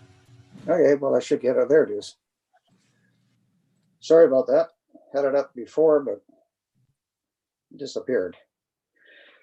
Okay, I'll call this meeting to order and recognize that we are meeting on the territories, the Chalmers territories for the most part, and the territories of the Herpetchisitt and Tishat First Nation, and ask for approval of the agenda. I got Dr. Beckett and Director Shannon. Any comment on the agenda? All in favor? Carried. Okay, adoption of the minutes from December 9th, 2020. We've all read them with a bunch of interest. Okay, Director Shannon and Director Roberts. Sorry, I can't see you all, so I can only see 9 of you. So I'm going to fix that though. And so we don't have any correspondence. We don't have a request for decision of bylaws. Director Beckett on Banfield. Yes, thank you, Mr. Chair. I'll be very brief. I'm very pleased to identify that VHA is providing some additional staffing. We now have a part-time clerical individual combined with home support services to assist with stay-at-home patients, as well as palliative care for our community. The ability to do clerical frees up the nurse to allow her to focus on her important tasks. VIA also provided a computer terminal in the examining room In the past, the nursing staff would have to leave to do records updates and to acquire important information from the office, often leaving the patient alone. So those are some really positive things that have happened with VHA support that we're pleased with. And the nurse is optimistic that the vaccines will start within weeks, not months, but within weeks. And you know, that's great for our remote community and the residents of our great little community. That's my report, sir. Thank you. Okay, and Alberni Claycroft Continuing Care has no report. Meetings on the 27th, I think. Tofino West Coast Native Care, Penny? No report. Okay, thank you. Tofino General Hospital? Yeah, thank you, Director. Yeah, I have a report here from ongoing work, capital projects that the X-ray department has completed the renovations and the equipment's in there. There has now been a working group that's been established for the renovations to the training bay with expected completion in mid-May. It's quite a large project to refurbish a very old center. We're looking right now into the cardiac monitors to be replaced. Some are at the end of life and they can't be supported by the new technology, alluding to, once again, the age of our facility. For example, it's also, they're in a situation where the lights on critical areas of the hospital are no longer supported. And so this staff is actually acquiring the remaining stock that is out there because that will no longer be available to keep the lights on, literally. There are 3 more patient rooms that are requiring electrical upgrades just to bring them up to code at the current code. Some good news around staffing is that we have 3 new mental health workers that are being facilitated there. Unfortunately, once again, there is no space in the facility to house them, so they're actually operating from home and in some cases out of their vehicles. So once again, the space constraints that are available at the hospital are acute. We also still have the 2 public health nurses that were allocated to us for the pandemic response. Those were on an 18-month contract, which began in November. So I believe that would take us to May of next year in that position. And once again, the space constraints at the hospital has made it difficult for them to operate into there. And one last thing to note, that Island Health Board will be coming to the West Coast for a town hall public meeting that the CAO, Kathy McNeil, will be attending, as well as our medical health officer in the region. So that will be on the 28th, and there'll be invites to be out. It's a great opportunity, once again, to connect with the people at the top, so to speak, and to voice the concerns of the region that we have here. And that's it. Thank you. And Alberni Claycroft Health Network. Just one more thing. I believe Director Cole has some additional information. Oh, sorry about that. You probably can't see me, but I just wanted to add. You're kind of dark in that room. Oh, yeah. Yeah, there you go. I just have a couple quick things to add. I had the firsthand experience last week doing some COVID testing in the setup of the trailer at Tofino General Hospital that is negative pressure, that was set up strictly for the COVID. And I would just like to commend them on, it's very well set up and very well managed. Was really pleased to experience that, as well as the total number. Now we have gone on the West Coast from having 1 public health nurse serving both Tofino and Ucluelet to, she's got a team, including herself, of 8 now, not all of which will be standing, like Director Steer mentioned. Some are here just for the COVID influx of need. And also that, with talking about lack of space for these added resources on the West Coast, I think the number floating around currently is that Island Health would have in the new Ucluelet up and coming, fast approaching developing clinic, would be the healthcare center, would be 19 Island Health employees would be serviced out of there. Wow, great, thank you. And West Coast General Hospital, don't think we've really got a report. I did have a meeting on the December the 18th with regards to COVID and the rollout of vaccination and so forth. Nothing really new. The one thing that was new that came out shortly after that is that Island Health had put out a request for proposals for new long-term beds in Island Health, including our regional district. I don't really think anybody's able to uptake on this that I've heard of. It has to be something that's already planned, and nobody has that in place that I know of, unless Director Cote can tell me different. Did you have your hand up, Director Cote? I do. I have the Alberni Clayoquot Health Network report. Oh, how did I miss that? Sorry. Okay. Go ahead. Okay. So the Health Network went through a recruitment process, and it's completed. Orientation took place yesterday and the day before. Our first meeting is next week. We need to, once we do the appointments to committees, assign 2 regional district persons to the Health Network, and I would be hoping that that would be myself, and I would like to see a representative from UQLIT. So going forward, I think that covers all our bases. The Health Network is very specific about identifying gaps. Kind of been pointed out that it would be nice to have representation from UQLIT. Just want to say that we have Tom Steer. Thank you very much for stepping up and being a part of the Health Network. New people would be Deborah Hamilton, also Ellen Frood, Deb Haggard, Edward Johnson, Molly Law, Natasha Dumont. Those are the new members that are also with myself, Anna Lewis, Alicia Pauling, Lynn McFadden, Bill Collette, Margaret Morrison, and Christine Washington. And that's our new Health Network. So thank you. Okay, appreciate that. Thanks. So one other thing I might mention is that in our earlier meeting in December, in the question period, I asked about rapid testing, and basically at that point in time, they said it wasn't approved. They weren't going to use it.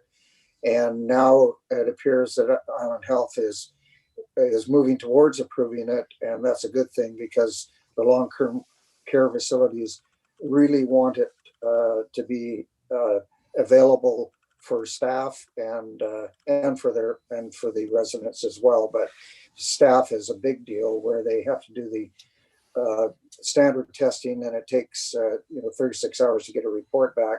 I mean, that's pretty tough. They've got to go home. We've got no staff, so it's a move forward. Thank you.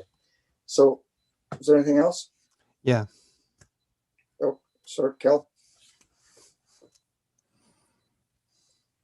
I move to accept the reports. Okay. ADG. I had a quick report, but that's okay. Sorry. We'll get it. So, who's that? I can't see it. Sorry. Oh, it's John. Yeah.